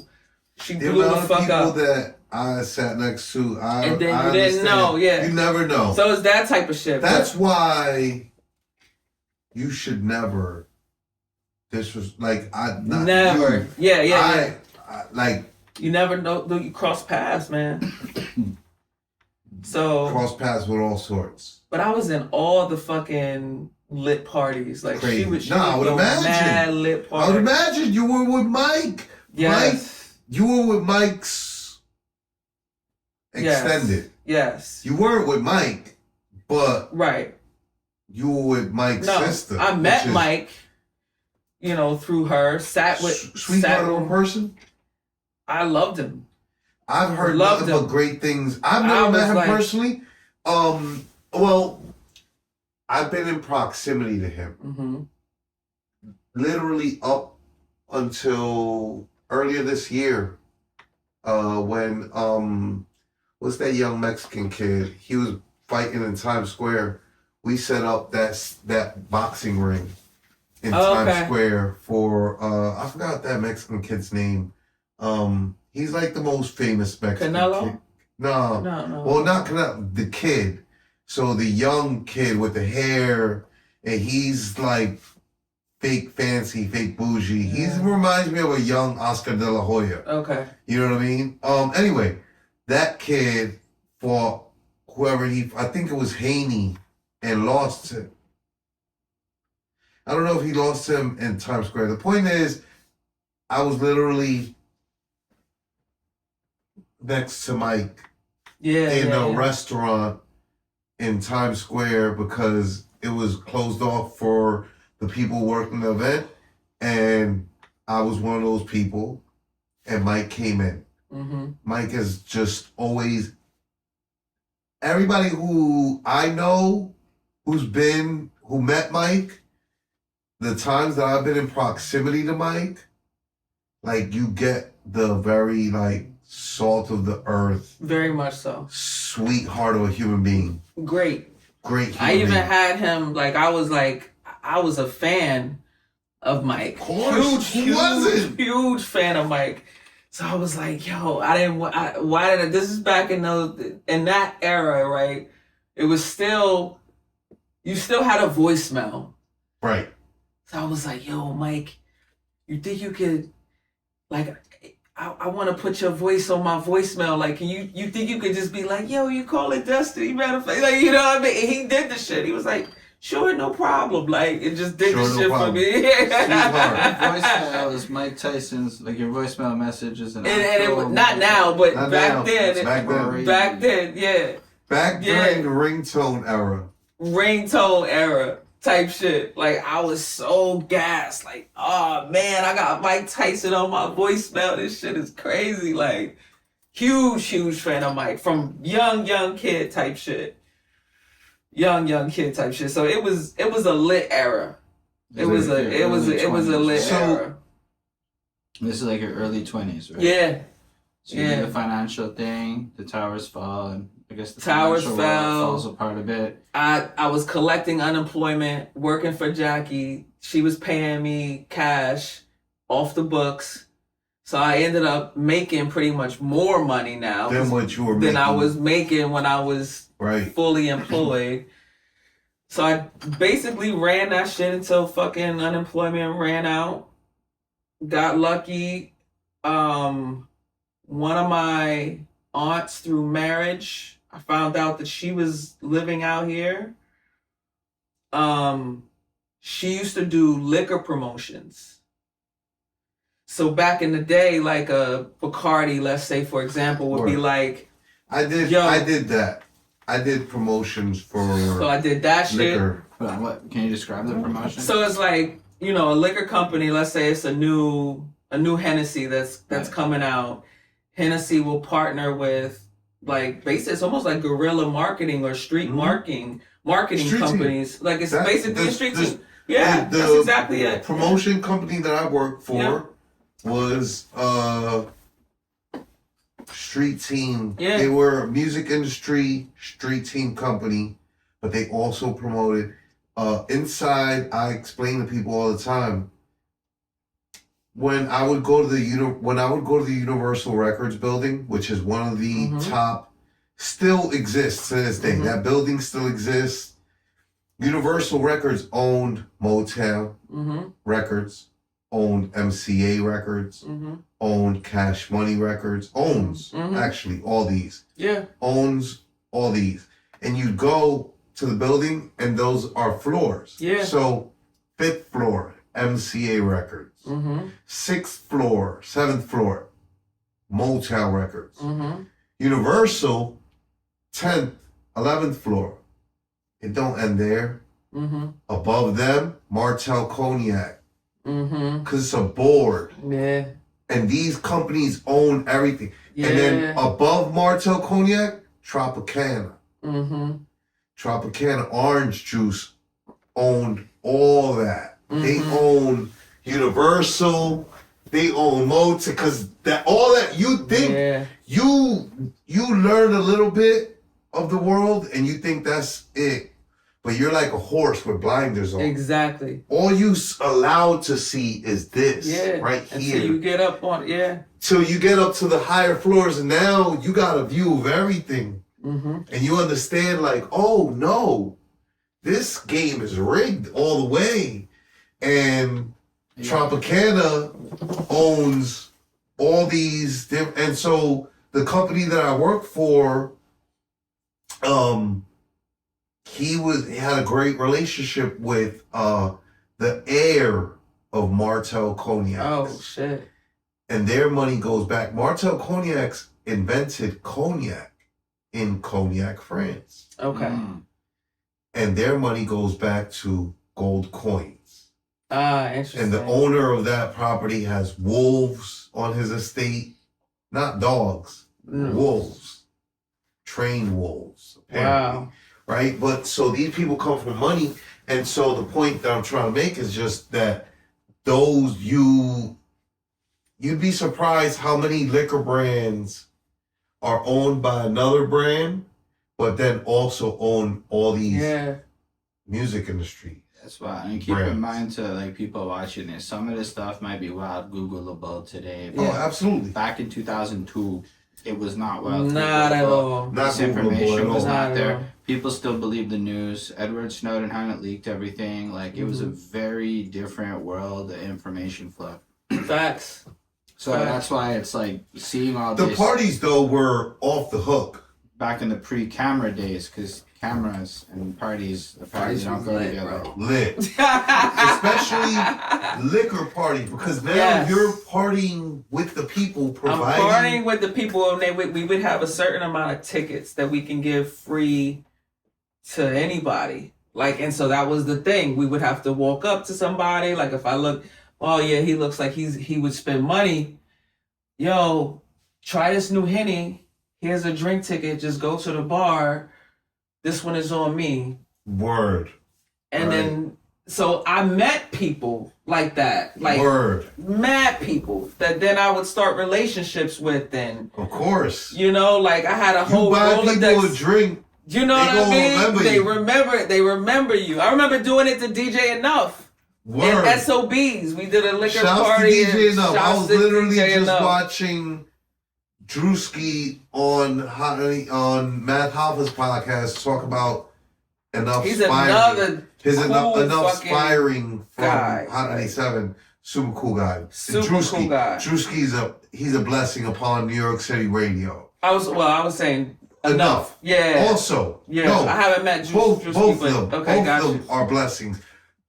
Enough, a longer blessing. Yeah. Yeah. A way longer blessing. He was on Hot 97 for damn near 20-something years. Mm-hmm. Drewski just got here, but he also has followed in the footsteps of like putting on artists in the tri-state area So, specifically and looking out. But so you're doing liquor promotions Yeah. with people. You're on the street team then. Basically. So y'all did the same job. I'm pretty sure that's made better money than me. But yes, absolutely. Absolutely. It was a lit time. Right. Good time. Super You drank interesting for because, like, free. You could have conversations with just to people. like add context. Nowadays, it's all influencer marketing. Like most of this is being replaced by. I mean, there is still street team work, but like now, if you're a new brand and you're trying to make What do they everything do happen, now? You holler at. I just remember it influencers. dried up. Like then it was no more. No, well, I can tell you from working the actual street team side of it with the music industry, Giuliani dried it up. Because all them stickers and poster boards are easily traceable to the company that the artist is linked to, and they would give tickets and fines to the label. I didn't So know like that. if we put up Mary J. Blige, Mary album posters up here, downtown, in Brooklyn, all on those light poles. Oh, what record label is Mary J. Blige signed to? Oh, okay. Find them. Oh shit. Find them. Find them. Ticket them. Find them and find them. Find them and then find them. And then Damn. ticket them more and more. And I that's never what knew that. killed the street team. I never knew that. Yeah. Nah. Influencer marketing was gonna come for it anyway once Instagram, because that's what they do now is they'll throw like a party at a mansion or at whatever, and then invite like 100 girls with followings usually, or guys depending if they're what they're doing, and that's it. They're all posting at the same day at the same time, algorithm spiking. And it's kind of evolved into that. Different world. So you're in the industry working for liquor brands. Mm-hmm. What was the next step after that? That shit dried up. Dried up. And then I was still working for Mike Tyson's sister, Okay. but I needed something else to supplement that because my unemployment stopped. Mm-hmm. So I was doing I was collecting unemployment, doing the liquor promotions, and then working for Mike Tyson's sister, all at the same time. Mm-hmm. And it was great fucking money. Like, and then it just all dried up. And it was like the only last thing was, obviously working for Jackie. And then I was just like, this is not enough money. I need to find another job. My aunt hooked me up with this company that basically managed like behavioral health benefits for insurance companies. Okay. And it was like no fucking pay. Like this shit was like, at that time, I think the starting salary was like 30. Damn. To go from making 50 to making 30. 30. So I still needed to work for Jackie to help supplement that. It's hard to readjust when you have a big fluctuation in income like that. And so I was like, but it became, so then I left. I was living in Jamaica, Queens. My lease was up. I had a friend who owned a co-op up here in Riverdale. And he was like, I was telling him I'm gonna take him to Riverdale because if you leave it to people online, they'll keep on thinking that the Bronx is the most ratchet ghetto shit in the world. Yeah. They don't understand Riverdale more than half of the Bronx. Well, at least close to half of the Bronx. Pelham? Is beautiful. Pelham is. I grew up. In going to Columbus, living adjacent to Pelham, off Olinville and Thwaites Place. And Wait, so where's this beautiful Riverside? Riverdale is like right here. It's like 10 minutes from here. So gorgeous. So just for it to be clear, Gorgeous we're in homes. Mount Vernon. we're in Mount Wealthy, Vernon. Yep. wealthy Just 'cause people don't homes. know. Wealthy Yeah. homes. Wealthy homes in And in Riverdale. case you didn't know, like me, Mount And- Vernon is above New York City. Like, and- you drive north of it. And let me tell you something. Mm-hmm. Industry people, like well-off industry people, live in Riverdale Yeah. because it's essentially similar to the neighborhoods in Brooklyn that are townhouses, except more space Yeah. and bigger homes. Yeah. Mm. So like people think like that the Cosby Show homes, which were thought to be in Brooklyn by most people, Mm-hmm. they thought that those are the brownstones in Yeah. Brooklyn. They don't realize that like there's homes in the Bronx that are bougier, Yo. more beautiful. Listen, Bigger. I would live there to this day. Absolutely. But it's expensive as Expensive. fuck. Beautiful though, like Beautiful mansion type shit. mansions. This is in the Bronx, or this is up here? In Riverdale, so it's the Riverdale Bronx. is the Bronx. Yeah, That's a neighborhood So in the it's- Bronx. Fair. yeah. Yep. So it's just a little bit south of here, So it's like the top of the Bronx Top of before the you Bronx. would like Yeah. leave. south and west, because it's like pretty much on the west side of like Yeah. Near the Yeah. river. It's above Near- Fordham, above Yeah. above adjacent to Van Cortlandt, yep, Kingsbridge. above Kingsbridge, yeah. above Murder Hill, Marble Hill. Yeah, If you're But like yeah. me, just go on to Google Maps after. yeah, It'll be alright. Yeah. Can't beautiful. picture none of this. Beautiful up there, though. Beautiful up there. Beautiful So up there. I was living up there. And it was too much traveling, so I was, now working at this healthcare company that was on 34th Street, going from there to all the way to Flatbush, Brooklyn to That's too I was much. like, it was too much. And then I wanted to go back to college. So I went back to school and I was just like, I can't do it all. So I just, boom, I ended up quitting that. And then little did I know, starting to work in the healthcare industry, I just started growing in that industry. Like I got promotion after promotion, and eventually it started to pay me well. Started to pay me well. Well, more Staying in that. than what you were making before. Yes. Enough that you didn't have to have. And you're doing Two it. jobs And no and two unemployment. and three jobs to compensate. And so that's what it was. So I went back to college, the whole nine. And after that, it was just like music just wasn't even a thought. So just a quick I was question. gonna ask Alright. where was music in all this? It was not a thought. So You weren't making music. You weren't No. doing anything. It was just these jobs and Yeah. but you went back to school then in your mid-20s, right? So arguably, Yeah. from an education perspective, you've broken from the traditional path. And a lot of people I know who they like maybe don't go to school at 19, 20, whatever life reasons, they are afraid to go back because what's the point? Is it worth it? Do you feel that like going back to school at that point ultimately made a big difference later on or unlocked more doors for you, etc.? Both for sure. And I think for me, the bigger than unlocking doors from that perspective, it taught me a lot. Like it taught me, the biggest thing was how to interrogate shit. Just basic, just how to think. Right. How to think and how to how to move, interrogate. right.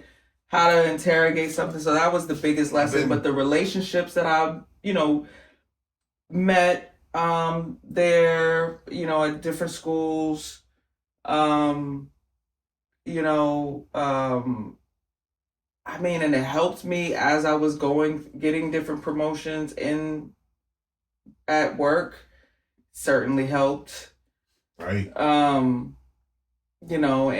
the whole corporate America thing. Unfortunately, it's still a thing. To You need that the degree. piece of paper, it matters. And so, and for me, it was also important to do because, like, my mom's mom, my maternal grandmother, she wasn't able to go to college, and she always wanted to go. So, part of me felt like I was doing it for her. Like, let me do this because because she wasn't able to, Right. and like, you know, so it was a lot of that. Yeah. Yeah. So you went to school, you're getting promoted at work, music's in the back burner because life has kicked in and you're like, oh. Life kicked in, and then eventually I made enough money to where I was comfortable, and then I just started buying equipment and But this is learned also to record myself. And this is like also simultaneously, I'm assuming we're getting to like the late 2000s now. Yeah, no, so this is, this was 2005. It was just like it sounds like it was just like a 4, 5, 6 year respite in between. Which, by the way, in hindsight, it felt like a long. When you put it like that, it felt like a long super fucking time. But when you say it like that, that's exactly it. Especially because, like, let me tell you something. Like you're like maybe what 26, 20, whatever around that time, maybe a little older. So like. There's a lot of people who haven't even started to take shit seriously by that point. So you're like coming back to it with the money to buy your own gear when gear was still stupid expensive. Not as expensive. Yeah, super. No, back then it's super expensive still. Like 05, it's still stupid expensive. Think about it. Gear hasn't started being cheap until about fucking 5, 6 years ago, if that. Nah, and even then, you could do the home like, studio thing from what we've interviewed around 2010, 11. People are able to start. People could do it from home 2010, and even then it was expensive. Right.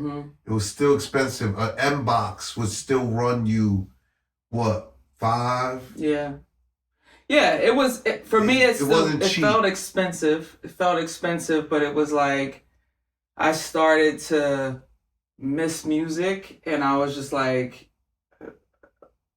I don't know. It's a good question. I never even thought about like what was the trigger, but I got into a place of stability. Like I got married. Sounds like that's the trigger. And the stability was there. Like, so it was no longer, that's exactly what it was. Like, it was. If you recall to what you said earlier, what stopped you from doing music in the first place was the lack of stability and needing to feed yourself and figure it out. So then you figure it out, you're able to feed yourself, provide all that. Now you're like, well, I guess I don't have to worry about that no more. And then it was like, I wasn't doing it on some like, oh, I'm going to shop and get a deal. Now the game changed, and now it's like the independent era, the mixtape era, the Dat Piff era. Dat Piff era. You know what I mean? Like, all right, fuck it. I'll just learn to record myself. Right. And like, fuck it. I'll put out mixtapes and throw my shit on SoundCloud or Dat Piff. And there was another one back then too. I'm trying to remember. Live mixtapes. Live mixtapes. Yes. I know. Yeah. I was there for so all it's that. It's so funny because last night I was we're recording this the day after Thanksgiving. Yes. And we were at my brother Jess, fellow Lily Bros. And we were talking about just the shit that we were. I didn't ever stop. Okay. I'm talking about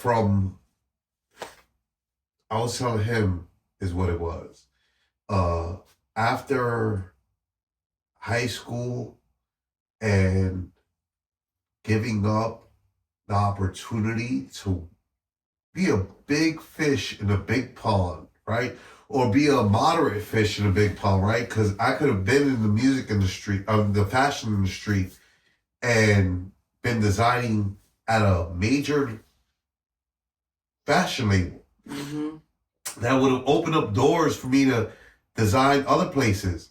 Now I turned it down because of music, and never did that stop for me from that moment. Wow. Like it has been, and back then, even when I started battle rapping, even my last battle, which was like at this point close to 15 years ago, it's like 13 to 15 years ago, my last battle. When I first started doing it, before that, like 28, even near the end of it, it was still like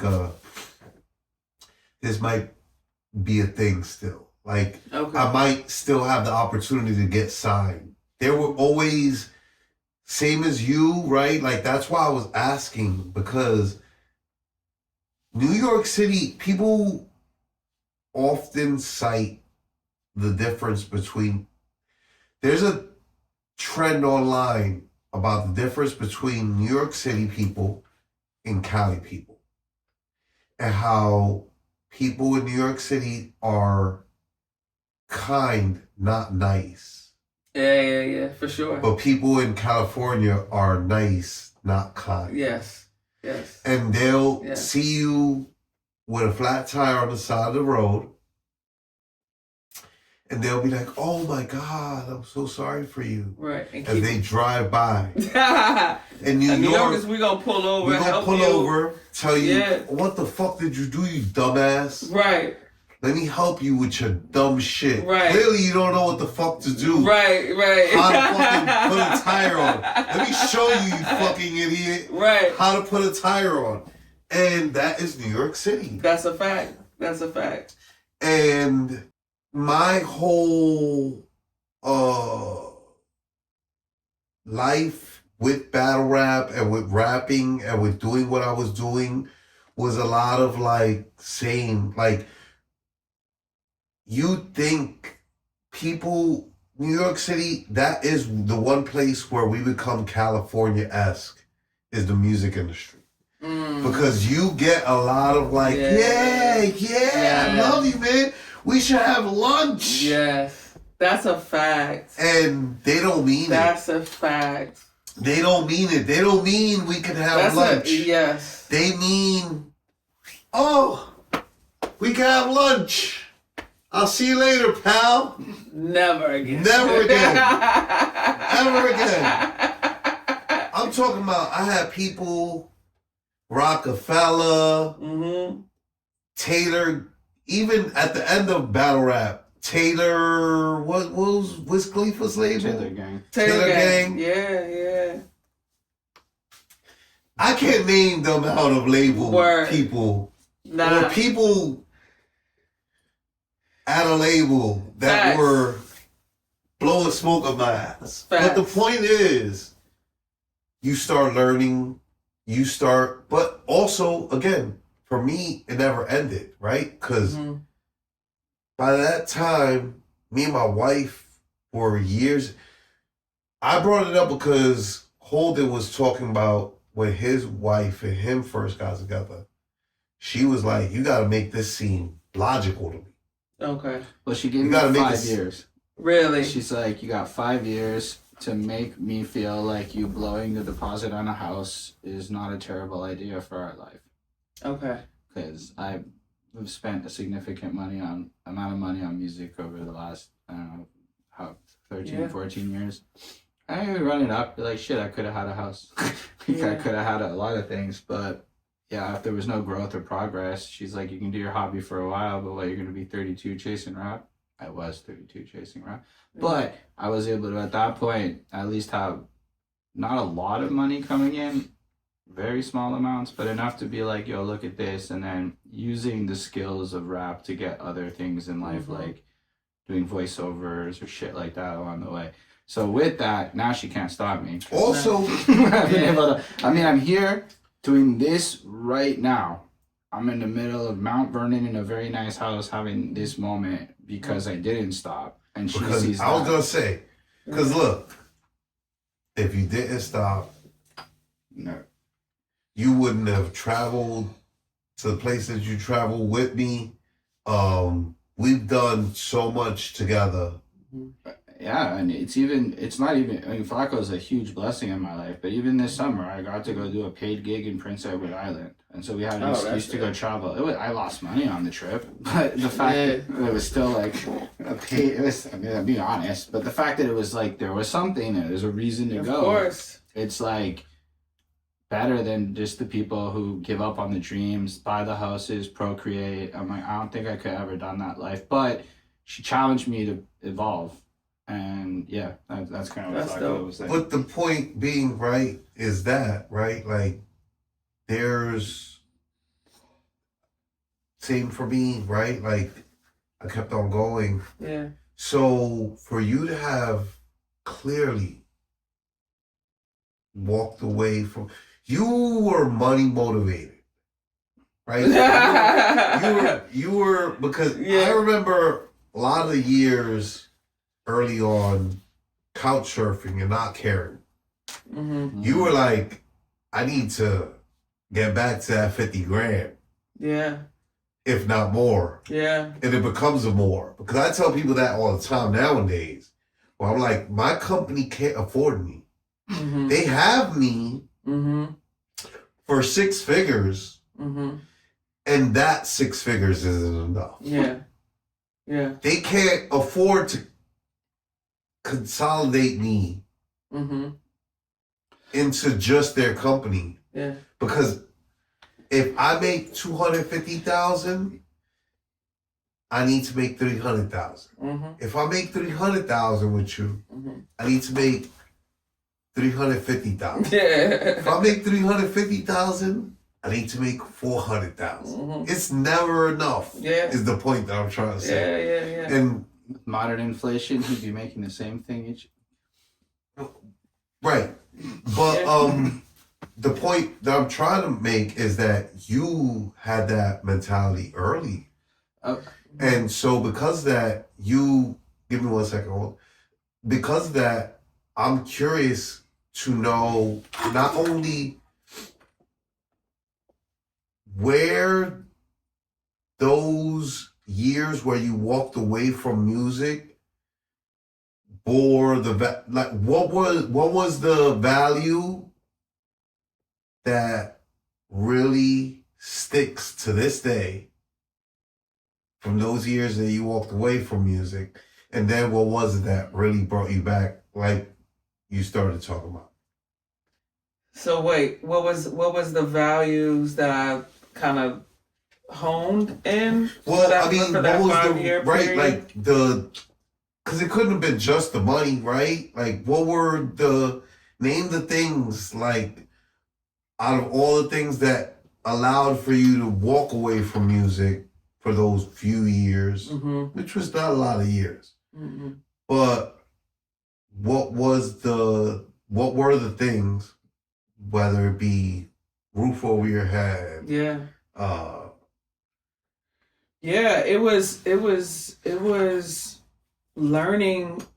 You know, I met some friends who were older, who were really into like real estate and like encouraging me to buy property and, you know, get my credit together so that I can be in a position to buy property. And so I did those things. Right.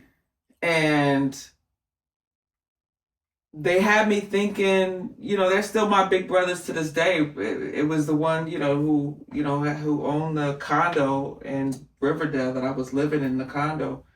But it was, it made me feel like, all right, I don't need to make money. Like, I'd rather make music, the kind of music that I want to make, the kind of music that is fulfilling and is like, I don't have to compromise myself or compromise my integrity or put on a dress or do something that is antithetical to who I am. For this dream, I can still have this dream but do it not because I depend on it to feed myself or feed my family. I can just have just to do it because I love to do it because I can't run from it. I literally just got there musically. I was telling Holden earlier today, like I was playing some music and I got an album I'm working on. I'm gonna call it Rivera Estate, and it's gonna be a dedication to like my family. I'm gonna have a song for like my mother, my father, That's dope. my siblings, my family. Songs about the things that I grew up doing. Sala sala culito de rana. Little things that mean the world to me. Mm-hmm. And maybe there's 10,000 people that like it. Maybe there's 1 million people that like it. Maybe there's 10 people that like it. Maybe there's 100 people. Doesn't matter. Yeah. But I've afforded myself the ability to like do the thing that really means the most to me. That's it. And I want my mother. I was talking shit about Nas online a couple years ago about one of the things that I liked about Jay that I did not like about Nas is that Jay always talked about personal shit.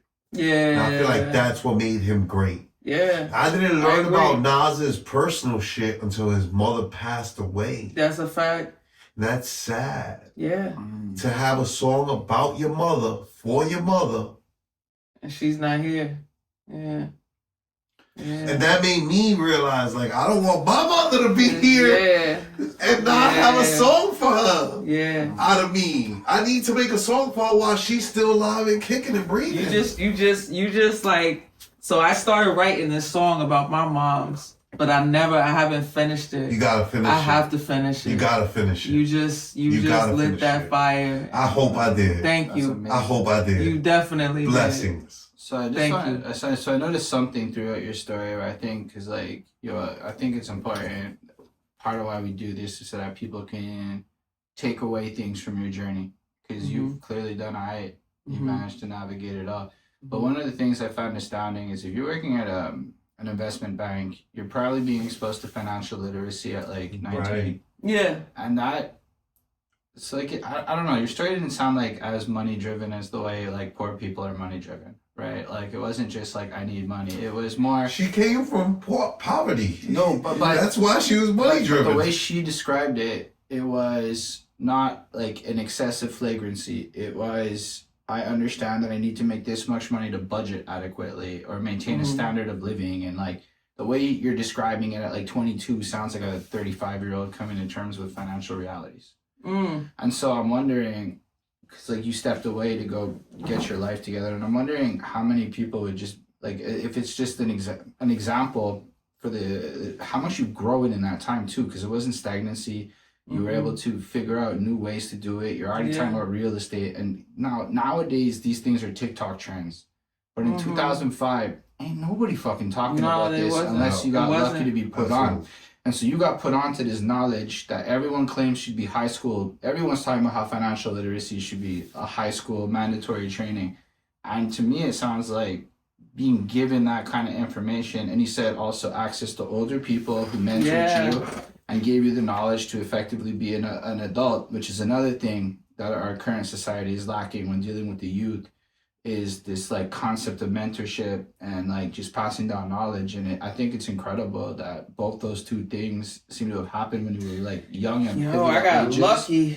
And as a result, by like 26, you're married and you're doing well and you're getting paid well, and like it sounds like honestly hella mature. Yeah. And I'm just wondering how much of the correlation is because you were introduced to those types of concepts at such a pivotal age where I think 19, it was that shout out to my brothers. I call them my brothers, but Eric and Dennis, but they were pivotal in putting me on game. Eric like, and Dennis, do you mind giving full names? Dennis Thomas and Eric Dina, and they were my they they were older than me, and they Shouts was to them. putting shouts And to you them. know what? And When they were this like is putting me out, up. you can timestamp and send them the Word. yo. Yeah, like no, seriously, because they had me thinking that shit like, oh shit, yeah, I could do this, I could do that, I could do that, and Like, Yeah. I'm gonna say that because also, like, you were making, like, the 50K thing, too. And, like, I'll be honest, one of the things that has happened since I met Flacco is he made me do rich shit. And forced me to stop being quite as ghetto in my financial decision making. When he came to New York for the first time, I was mocking him for what I called childish palate. Oh, okay. Don't come around me with no chicken nuggies, McDonald's burgers. You gonna eat some oysters. Word. I have not yet eaten oysters, to be clear. Really? I took him to. I would I took imagine, him like, where to Montreal, have probably. good oysters. And I tried to Where'd you go? I took him to Arthur Ave in Okay, yeah. Italy in the Bronx. Yeah. Where I take people on a tour out there and we'll pick up freshly made bread, Oh yeah.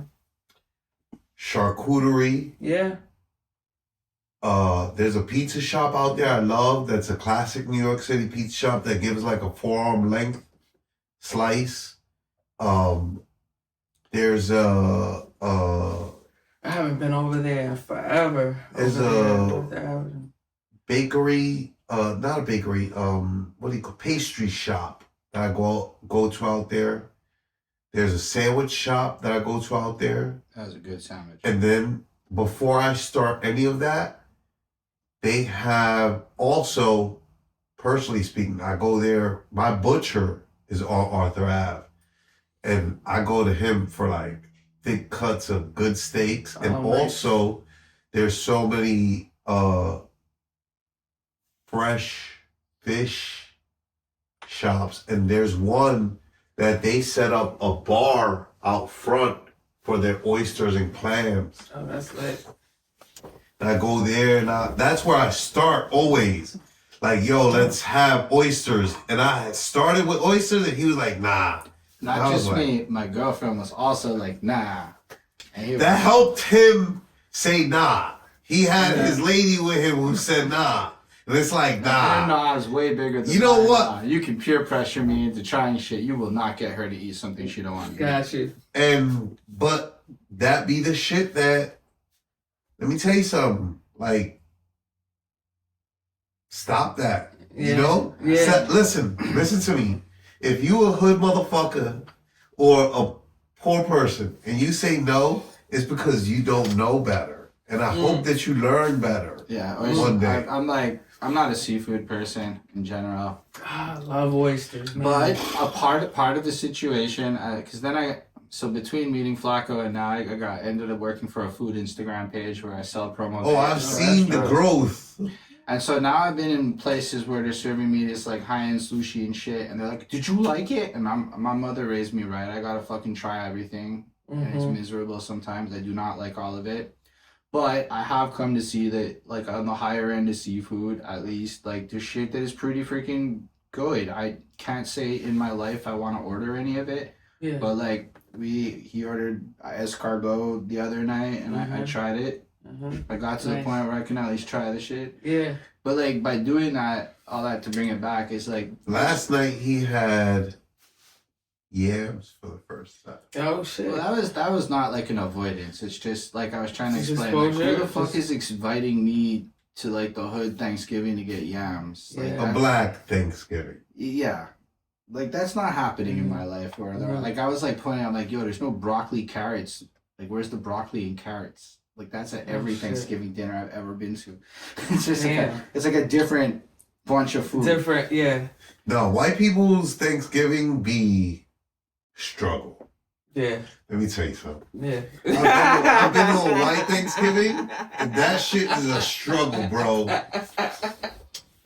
White people be like, bro, what? What are you doing? There's a documentary I'd like everybody who's watched this far to watch. It's called High on the Hog.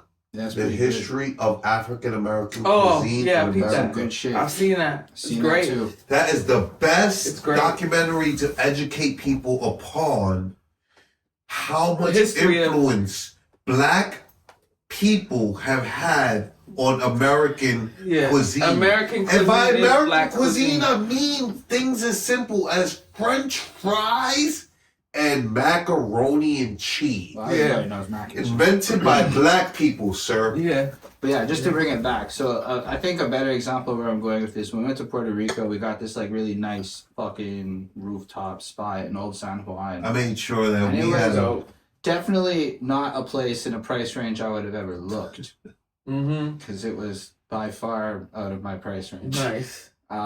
But like being there and being on that roof, it's like you don't necessarily understand what you're missing until you taste it. And so by tasting I guess a richer profile of life, it's been a lot harder to be ghetto. And like all of a sudden my clothes are like I can't buy. I mean, I just took him But, earlier like- today to Century 21 to shop because I was like, it's so funny because I told my wife while he was trying on clothes, I called my wife and I'm like, first, I put him in tight pants. I took him to Century 21 a few years ago. And I put him in tight pants. And then now, I'm like, Baggy is back. You're like, you're you too tight. gotta get out them I don't know tight what the fuck- pants. I don't even know I how put him these in are tight pants. He's like, I you're take him wearing out tight I pants. don't even know what that means half the. Anyway, but it's just like you sometimes just don't realize like the standards of living you can have. But it sounds like at 19, you're basically tasting a kind of life that a motherfucker today would need to pull six figures easy to make. Right, Yeah. right. And so No, off jump at the early, because I don't know how focused I'd be on music if I was living the rap star life without being a rap star. right. For sure. Like you were. I never thought of it like that, but that's a. I guess Like that's to this day, you like what you were doing Yeah. then. I've never done any of that shit. Like, Mm. I mean, I've been partying, but like, yo, the amount of time shit's comp like that at fancy places, man, it's super rare. The closest I get is when they pay me to film a video, and even then, it's nothing like what you're experiencing at that point. So yeah, all that Yeah. to say is like, I really believe that. Exposing young people to It's or important. anybody, if your life is stunted, it's like sometimes you just have to like bite that bullet and do that. Like, but you have to like buy the more expensive thing to understand why it's more expensive. I Yeah. mean, there might be a limit where it gets excessive, fine, but like if all you ever do is shop at Walmart, you're never really gonna like know that your $20 shoes might not actually be saving you Yeah. money type thing. Yeah. That Yeah. being said, Long tangent. where is it that you, in those 6 years, right? Because these are a pivotal 6 years. I wish I hadn't stopped. Nah. You know. Is that your... Like, if you were to have a wish, I didn't, or someday you could change regret, Right.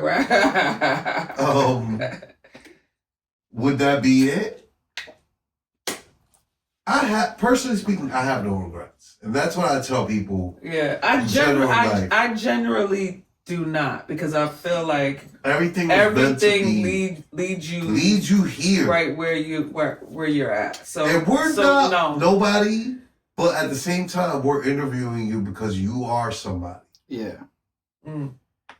And so I think that's a great gauge of like. I appreciate that. So I guess let's bring it back to your life story a bit. So you start releasing mixtapes then, and this is what, late 2000s, after 2005, 2006 era? yeah, I think the first one I put out was, what was that? 2009 And was how my first mixtape outside of, again, in that era What was of the name of it? Destiny love, Manifest. love, sex, and politics. Love, sex, and politics. So and was where'd you upload it? relationship. TuneCore. TuneCore. I used TuneCore and I put it on. Damn, that was back Like, then. That was expensive. early. Yeah, I did TuneCore early. And, TuneCore early. Yeah. I hate TuneCore now. Yeah, I don't use it. I took it off of TuneCore. So up until Isn't Pat Poose at TuneCore now? he is. Yo, you were there early then. Yeah. I mean, I Yeah. don't think most people in 2009 even understood what a distributor was. No. I can tell you, I was in battle No. rap and there were people making money off battle rap that were still trying to make music and uploading their shit. And by still trying to make music, I mean battle rappers that clearly shouldn't be making. But they're making so much money off of battle rapping because they're really good at battle rapping that they uploaded their songs to TuneCore. And I'd be like, back then I was on some, I would never pay for, I would never pay for because of those guys being my, Deterrent? compatriots, Okay. right? Like Okay. you're a battle rapper when Yeah. I'm battle rapping, and I make better music than you. You're just more famous than me at battle rapping. Yeah. Yeah. And I'd be like, what? Uh-huh. Nah, fucking paying. He pays. He pays. But did it work? Like, what was like the results of it? Like, I mean, it did what it needed to do.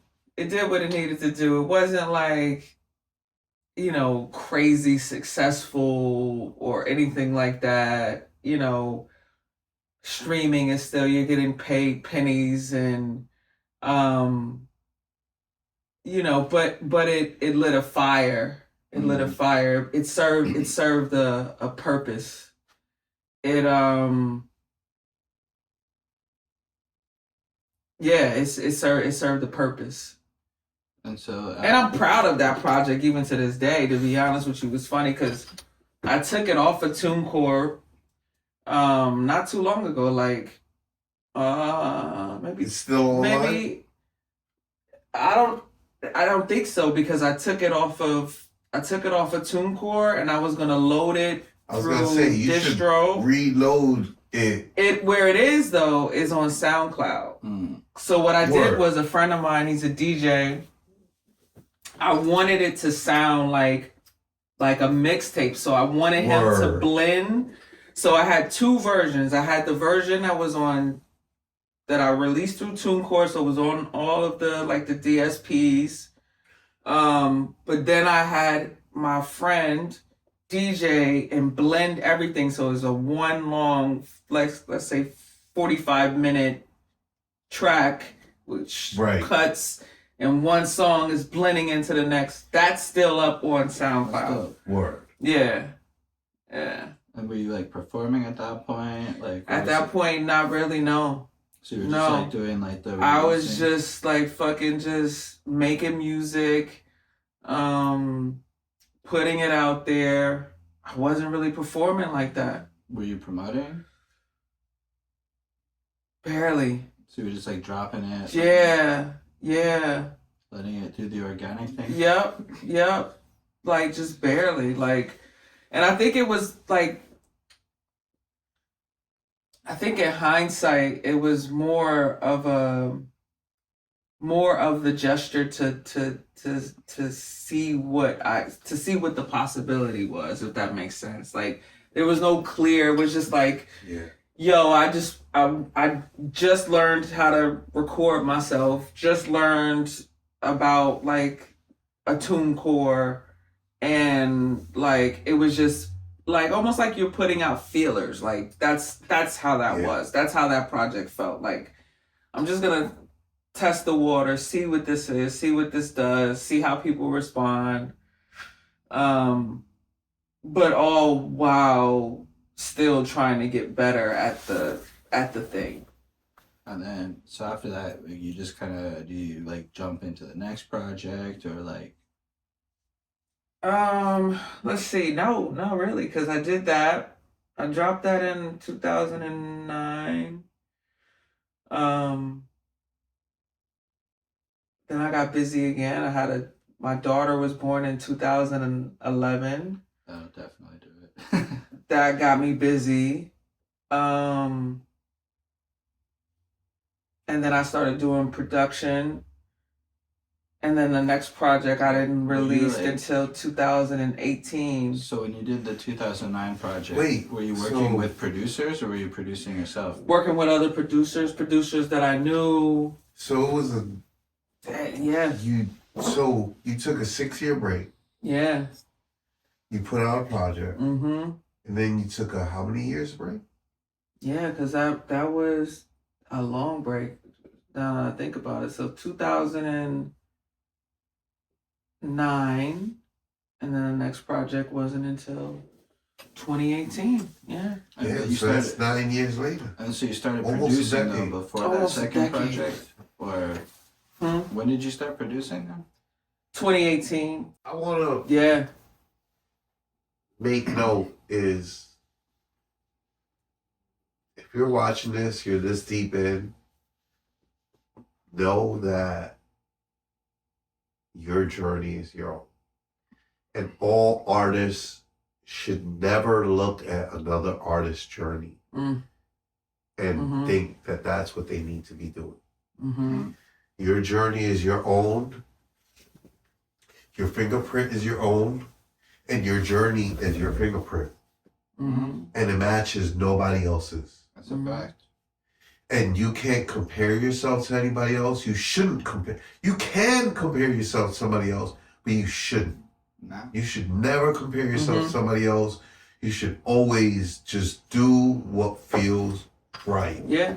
Like, if you don't have an uncle that's a DJ when you're like 9, tell Right? No, because chances are that I this hear story that. is not good. When I heard that, right? Because my journey doesn't match that, right? Yeah. Yeah. Yeah, I didn't have anybody in my family who was into music. I didn't have anybody in my family who encouraged music. Yeah. I didn't have anybody in my family who assisted. Honestly, like, It's a big thing. My dad used to tell me not to sing. He used to tell me to shut up because I was like bothering his ears. Oh, wow. So a lot of my starting music was a fuck you to him. But like, yeah, I often think about what it would have been like if like he got me singing lessons instead of telling me not to. Encouraged it. Mind you, now in 2025, where we exist with music, you might be more encouraged to not take singing lessons. Mm-hmm. It was just an example though of like. I'm just saying. He hated. You know? Well, I didn't want to be a rapper at first because I was like 12 and didn't know what rap was. Right. I'm saying Paulie Hustle is a Liddy bro. Absolutely. And he makes amazing music with us. And he has no singing lessons. And all he does is go in the booth and fucking, he's a rock star. Yeah. Whatever the fuck he. And that should be sounding lit too. Lit. Yeah. Yep. And that's my point that I'm trying to say though, is. So, I used to perform in a live band before I left New York. The lead bass, he was the former lead bassist for Miles Davis. Sheesh. Foley. He had a band in Columbus, and I would perform in his band every Friday night at this club. And I asked him, I remember getting a guitar, and he played everything. Like he would jump from the drums, like he's played with George Clinton, Shaka Khan, Prince, Miles. And I remember asking him to teach me how to play guitar. I wanted to learn how to play guitar. And he told me no. He was like, no. And he said, you're musically inclined. Teach yourself how to play. Sheesh. And I thought that was a slap in the face. I was so offended, like, man, this nigga don't want me to be great. You know what I mean? But in hindsight, I was like, that was the biggest fucking compliment he could have given me. Absolutely. And He to was your telling point, you, he was telling me like, fuck out of here. no, What? because, and I get it Yeah. now. It's like, if I teach you, he didn't say these words. If I teach you, you're gonna sound like me. Right. But find your own voice. Right. You're musically No, you're inclined. musically inclined. You figure it don't out. need me. You don't need me. You don't need me. That being said, Pick up a guitar. Pick up a guitar. You'll be fine. Yeah. though, I will say about singing lessons, it can cut you some time if you're really bad. Yeah. Really bad. Nah, listen. At this point, I've got friends that have been in this industry for a long time, have started taking singing lessons, and blessed them. And you know what? I took lessons. Their vocal sound, I've gotten close to them by watching what they do. Because that's what I do. I'm a learner by watching. Yeah. The point being, you Yeah. don't need to. Nah. Yeah. But also Yeah. that you know, so like Rebecca was saying, everyone's story is different. But Everybody's story is you different. come back in 2018 and now you're even in a completely new lane producing. Yeah. What made you decide that you're gonna go on that side of the So it's funny. So I bought one of my high school graduation gifts from my stepdad was a beat machine. He honestly was the first person that ever bought me any musical instrument. When I was 9, he bought me I want to say it was like a Casio keyboard type shit. Like he saw that like I was into music and like he bought me Bless him. musical shit. What's his name? Sam What? Hodge. Samuel Samuel Hodge. Samuel Hodge. Bless you, My Samuel stepfather. Hodge. Thank you. Yeah. So I had a beat machine in high school. That was my high school graduation gift from him. And I made like a couple of beats on there, but it was hard as fuck to navigate. It was a Yamaha Q70. And it was like this big. I don't know why I ever got rid of it. I should have kept it. It stopped working, but I would hear like when I would write songs, like I would write to a beat that was in my head. Like I would have the drum pattern in my head, and that's how I would write. And so I just wanted a way to get that drum pattern out. So I just was like, instead of I need the drums to sound like this because I want to rap it like this. Right. And so that's basically how it started. So I put out a project it was me and ADXN, shout out to ADXN. I was making beats and sent him a couple of beats. He'll send me a verse organically to him rapping to the beat, and then I would put a verse on it, and next thing you know, we had a project, and we dropped that project 2018, and so in 2018. 2018, So and then from 2018 there started more production and being like more like consistent and like serious about it. Like, all right, let me make a beat that I would want to rap to. Right. As opposed to some throwaway shit. The journey of production and modern. Yeah. Yo. Yeah. That's it. Yeah. There's a whole another 3 hours. Word, I know. I know. Because like 2018 till now probably has a lot. Word from 2018. Nah, I'll sit here for 6 hours. But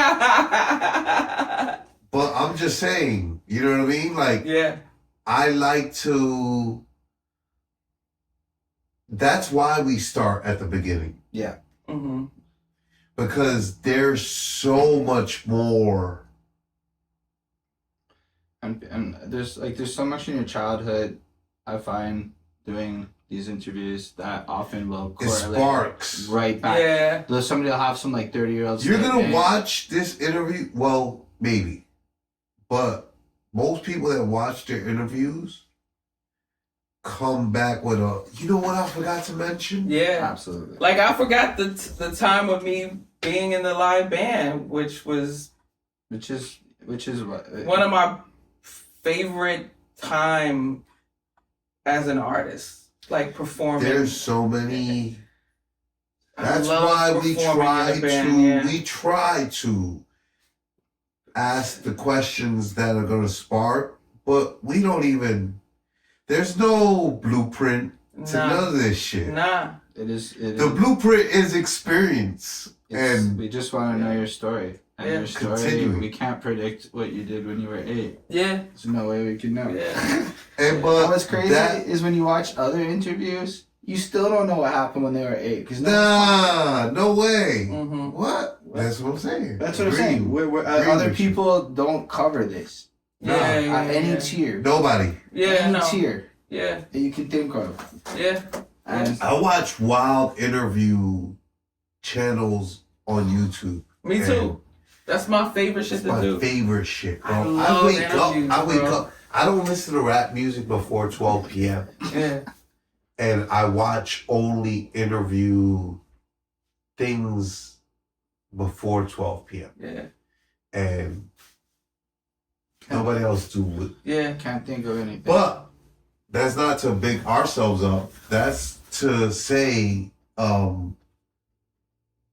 well, it's just this is the way that we do it, and we're just it passionate about leaves stories. the door open for another interview, which Absolutely. is Yeah. hopefully. Well, to be fair, in your credit, some people's stories really do be done in like 2 hours, A to Z. True story. And you are not even halfway done. And No. I don't know how Not long it's even been. halfway. Not even. Not And even. so Not that's even. just, but like I said, like off camera when we took a little break in the middle, I'm like, yo, there's a handful of people I think we talked to who by like 15 had been anywhere near as close to as had lived as you. Yo, Mm. A handful at most. Like Iron Solomon might be one of those I'm guys. one of the few people that I know, black or brown, right? Because Iron Solomon is white. Mm-hmm. I Yeah, love that's him. facts. That's my brother. I love him. But he's white. The opportunities that were afforded to him, different than you and me. You know what I mean? Mm-hmm. His father. You ever seen Little Shop of Horrors? Of course. Yeah. Of course. That was one of my favorite movies. Yeah. Growing up, that was Yeah. like, Yeah. that's one of the only musicals that I Seymour, love. feed me, I Seymour. hate musicals. Ah. Feed me, Seymour. Seymour. Feed me. I hate musicals. Yeah. But again,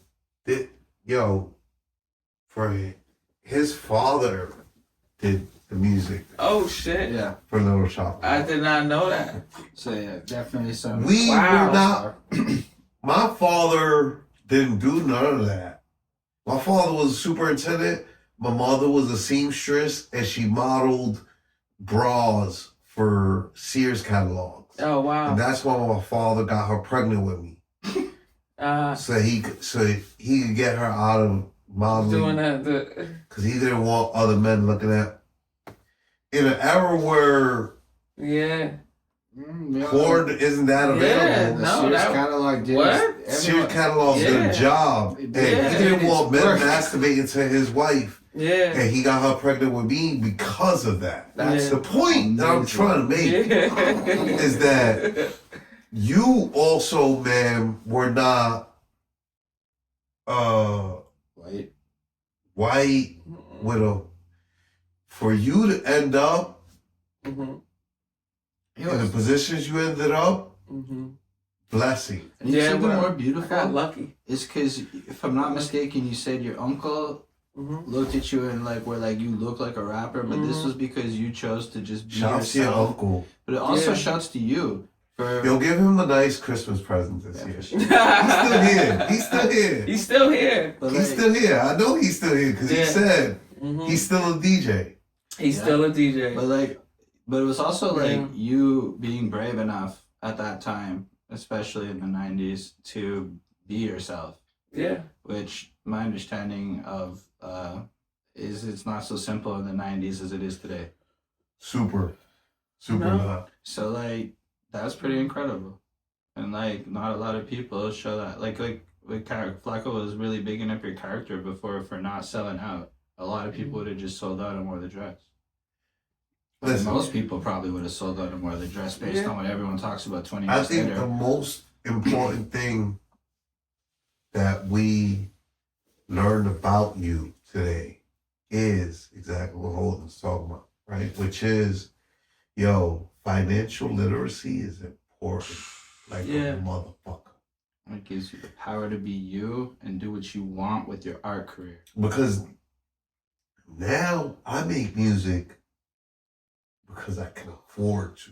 Yeah. And it's expensive. I make good money. I don't need to, but don't get it twisted.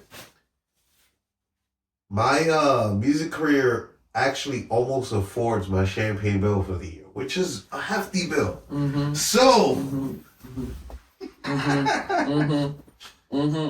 almost. Doing all right. It's a hefty bill.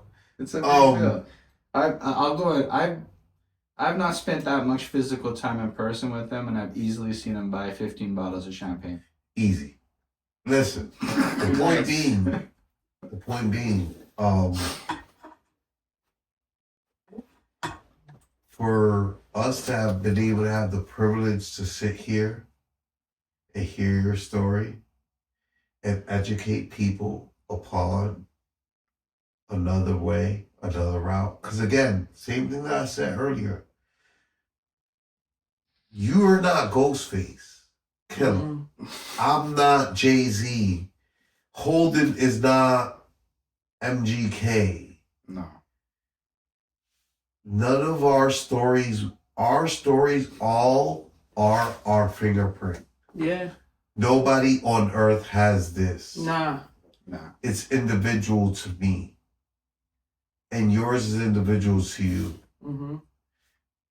And though people might watch this interview and get an insight, they could never walk the path that you walk. Mm-hmm. But it might inform their path.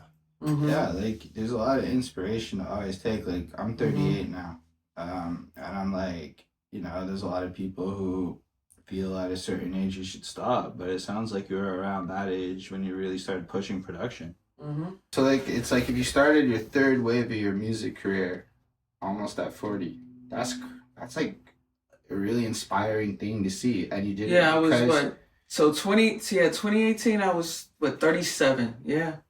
Yeah. So it's like, to me hearing that, it's like, wow, it's definitely not too late. And I bring that up a lot because as you get older, you start modeling that in your mind. Is shit too late, etc. And Yeah. answer is never too late. Like Samuel L. Jackson's always been a big motivation to me because he was basically homeless till he was 40, if I'm not mistaken. Mm-hmm. And then now look at his life. You Yeah. know? So just seeing you do it, but also take the time to do it based on responsible life choices to empower your ability to basically live how you want. I think that might be the biggest takeaway people should go from that, is to not be afraid to quote unquote fix your life, to be able to have the power to be yourself. Because if you walk into rooms in a position of weakness, you're going to get eaten by the sharks. Eating up. Facts. And as you've heard, music industry ain't going to be nice to you. But that's the truth everywhere these Not at days. all. Most industries are going to eat you up. Working in software is brutal. You're useful till they're not, and then it's just over. It doesn't matter how much time you put in. Yeah. And so it's like that kind of across the board. That being said, it's the longest goodbye we've ever had. Sometimes Shaq will go, Yo. there's a correlation between how deep in a champagne bottle we are and how... Destiny, I wish I was drinking too, man. thank you Yeah, for thank your you. time. No, thank you. Thank you Yeah, for thank this you. Do you have story of your life. because it's a private thing. Mm. Your life. Mm-hmm. You don't tell anybody and everybody about. No. Thank you for the insight. Thank you for the inclusivity to your privacy. Mm-hmm. Mm. Thank you for your time. Thank you. Do Thank you you. have any like closing stuff, keeping in mind we're gonna try and get a part 2 in the future, so a teaser / closer that you want to say to the people to... I would say that life is all about how well you can plan, prepare, and pivot when needed and necessary. Beautifully said. Very Yeah. concise. Yeah. But yeah, so that being said, before we tangent it up, because you know we can just accidentally add 15 minutes, thank you all for watching this for real. It's been a minute since we've been back. We'll have more stuff in the future for sure, but all the links to Destiny Manifest will be in the description Quality below. over quantity. Make sure to Quality follow up over with quantity. her, you know, follow her music, check out what's happening, support the wave. Also, make sure to like, subscribe, comment on the video. I feel like Destiny is the kind of person that might come and look at your comments after. So if you got questions or stuff, you may as well throw them down. Facts. We're Yeah, gonna facts. also.